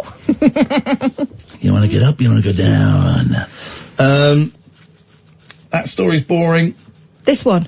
Oh. University offers students a grave to lie in to cope with exam stress. I don't know if I believe this. I know there's a photograph, but it just feels like... Here's a question, right? Who makes the news? Who decides the news? I was thinking this today, I've written it down. Who decides the news? Well, increasingly, because of the way, the rapid pace at which news is written and turned over, basically you can write in your press release, send it out, and someone will put it in a paper and it'll become the news. I was thinking today, because today, and we can say this, today a lot of the news has been about an MP being interviewed about whether they'd press the nuclear button or not, right? And the story has been that this MP... I think said, I don't even remember what they said. But so the news has been shadow war, what do they call it? War minister? What do they call it? Shadow war defense. Shadow defense minister. Yeah. Gives vague answer about nuclear deterrent. And the thing is, there is no answer to that question. You say, yeah, well, of course, if we thought there was a threat, we'd use it. But you get called out. You say, well, no, we'd never use it. You get called out. Straight in there, called out. Yeah, exactly. It's that philosophical question, isn't it? You're driving a train, and if you go the train is out of control, and if it goes one way, you're going to kill 100 people, and if it goes the other way, you're going to kill 5 people, but they're your children. Yeah. What do you do? It's that kind of thing. There's no answer to it. And suddenly, Piers Morgan is like the setting the agenda of ethics and stuff. But so that has been the news, and that didn't. And I know it's slightly different because we're in a run up to a general election and stuff. But sometimes you'll watch the news or you'll hear the news, even here, and you'll think, well, who decided that was news? Because there's other stuff. There's always stuff happening. Yeah. So who decides what? I can't think of any examples. If you want to know about radio news. I worked as a one-woman band doing the radio news, and it was down to me what went in. I was given a list of things, and I had to work out what was important and what wasn't. Okay. Who gave you where did the list of things come from? Well, some was from when I was working for the BBC. One was from the General News Service, which services the whole of the BBC, gives you all the big national and international stories. And then I'd throw, I'd put the local news stories in as well. Here's the thing, because of course there will be conspiracy theorists listening going, well, of course it's the Jews. It's the Jews that control. Right, okay. There will be the hardcore conspiracy theorists. Let me just say, of course, I don't think that for a second. But and I've heard it. I've heard people actually say, well, of course it's all the news is run by the Jews. And there are actual real people like that. So if anyone was offended by that, but that's an actual real state of mind that people who are able to vote actually have in this country. And there will be people possibly at the other end of the spectrum. I don't know if there's who will just accept that these are the most important stories of these 3 or 4 stories are the most important stories of the day. But I just wonder, I think a lot of the printed, I mean internet news is what will get the most clicks. What will get the most people pressing this button. When it comes down to it, the editor will decide what goes in and what goes out. I think they have to be less picky these days because they've got to put so much more in. In terms of online stuff. Yeah. In terms of online stuff. I mean, most of that stuff will not make the newspaper. It's interesting. I've not quite phrased the question properly either, because I'm trying to ask something ever so slightly different and I can't quite work out what it is. So let me think on it for the next 24 hours. Well, I don't think I have the language really to express it. Sometimes I listen to the news and I think, well, why is that one above that one? Mm-hmm. Obviously they're done in the order of importance. Yeah, and then there's also awful rules like, if it bleeds, it leads. Yeah. Of course, in local radio, if there was an avalanche in, say, Tibet, and 1,000 people died, that's not really a story. Oh, hang on, 2 of them are from our local area. I've actually seen people punch the air. Yes, we got a story. And with sad news, the tragedy in Tibet where 5,000 people lost their lives. 2 of them are from Hertfordshire. Exactly. Hertfordshire. It would be that. It would be that. Which is awful, but you have to justify being a local news service. You'll often hear of... I get why you hear about stories in Europe. I get why you hear about stories in America. I'm trying to think of an example. You almost never hear about tragedies in Africa, in this country. Almost never. The one example I can think of where you did was that terrorist attack in the shopping mall. Yeah, Kenyan shopping mall. Yeah. But generally you won't get to hear, and I sort of wonder why that is. I know our ties with Africa are less than we have with America, for example, so I get that. But part of me can't help but think, is it because they're black? Is there an element of not saying necessarily overt racism? Are we as a nation less interested in the tragedy in Africa? There may be something in it that people are less shocked by awful things happening in countries that they presume to be less developed. Okay. And that's terrible. But that is the way the conscience goes. And here Mark, who was part of the Call of Duty session at the weekend, says the people that decide the news are the people with self-gain agendas. They'll always show their side of a political argument, but Twitter shows the other side. Shame that many voters use propaganda Facebook only. People that decide the news are the people with self-gain agendas.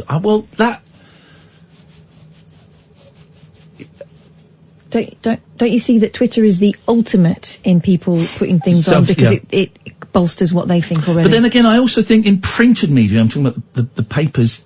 That is true. Yeah, there is that is true. Each newspaper plays to a market, and they have to. But also, each newspaper has a political agenda. Yeah. Very, very clear political they're serving a particular market agenda, and yeah. You will see very few stories in the Mail criticising, the Conservatives, and in the Mirror you'll see very few stories criticising Labour. It's kind of pretty much. And people read those papers because they agree with it. A lot of people read those papers because they tell them what they want to hear. The echo chamber's been going on for decades before Twitter. Yeah, absolutely. Was invented. What a world! But I can tell you, not that you'll believe me, but having worked as a journalist for a long time, I've never had a phone call from above going, by the way, you want to spin it this way. No, exactly. But you're not going to believe that. But it could then be argued that you were hired by the BBC because you were a young woman who was of a slight political bent. It could be argued. I'm not saying that's true. It could be argued unless you'd worked in that particular station where you realised they didn't give a monkeys about anything like that. But then there's the whole argument about the Boris Johnson footage that the BBC used today of him laying a wreath. Now, apparently he laid the wreath at the Remembrance Service yesterday upside down. Yeah. But the BBC Breakfast this morning didn't show that. They showed him laying it perfectly because it was footage from 3 years ago. Yeah, that is strange. And conspiracy theorists, not even conspiracy theorists, people could argue, well, that possibly implies a prejudice. It's a huge cock-up. I tend to believe it's a cock-up. I tend to believe it's down to bad labelling. I read online, I don't know if it's true, that clip was used earlier to show what we could expect, and it was then in a computer system labelled as Boris Johnson wreath laying, and I kind of tend to believe that. But probably because that confirms our bias. Yeah. You know, and we would say that. We used to work for BBC. Yeah. It's a funny old, well, I'm just I think it's right to question things. God, yeah. But then I think sometimes you can question things too much. Yeah, and sometimes just get on with it and just accept it. All right, Darryl? Hello. You wearing a polo neck? I'm wearing a polo neck. I like that. I couldn't carry one off. Or a roll neck. A roll neck is more appropriate, isn't it? I couldn't carry. wasn't saying it in a. Oh my God! I was saying it in a slightly envious. I can't carry those off kind of way. I'm not sure I can either. Yes, you're looking good. Do you think so? It's like the milk a little bit like a Bond villain. Do you think? It's also a bit suffocating. I'm not sure if it was a good idea for the radio. You know, I like the free neck. I like space around my neck. You live and learn. Have you got anything underneath that? I haven't. Oh, schoolboy! Schoolboy error, mate. If you're wearing a jumper, you've got to have something on underneath. In case you go into a really hot room. Well, that's true. Then you can. Or a cold one, because it's cold in here, and I can already feel the. It's been a very nipply show tonight. I've heard a lot of nipple. Can I show you my nipple? Please. Oh God, here we go. Because I've shown it to Catherine, and she thinks my nipples are small. Yeah, so look, get about. Oh, they are small. Oh, he nipple shamed me. I think it's because. He went straight in there. Do you know why I think it is? It's because you're quite broad-chested, and so they do get a bit lost there. I'll get stuffed, you. Are they tiny nipples? Tomorrow I'm gonna measure my nipples, and we're gonna just talk to men about the size of their nipples. Good. Something we don't do often enough, I think. That sounds good. You have wasted your time talking about nipples, Darryl. Are we done? 58:30. 58:30? Oh, that's no time at all, is it? You shouldn't have been banging on about nipples all the time, you Thanks for the memories, boys. Hey! Of course, on the show tonight, we're gonna bring together North Korea and South Korea, and frankly, 15 seconds is not enough time. Then stop. That's a big old thing. If that happens, that is award winning. Right. But it's too late for this year's awards, so I will win the awards. We will be back tonight at 10. This is Talk Radio. We are Talk Radio.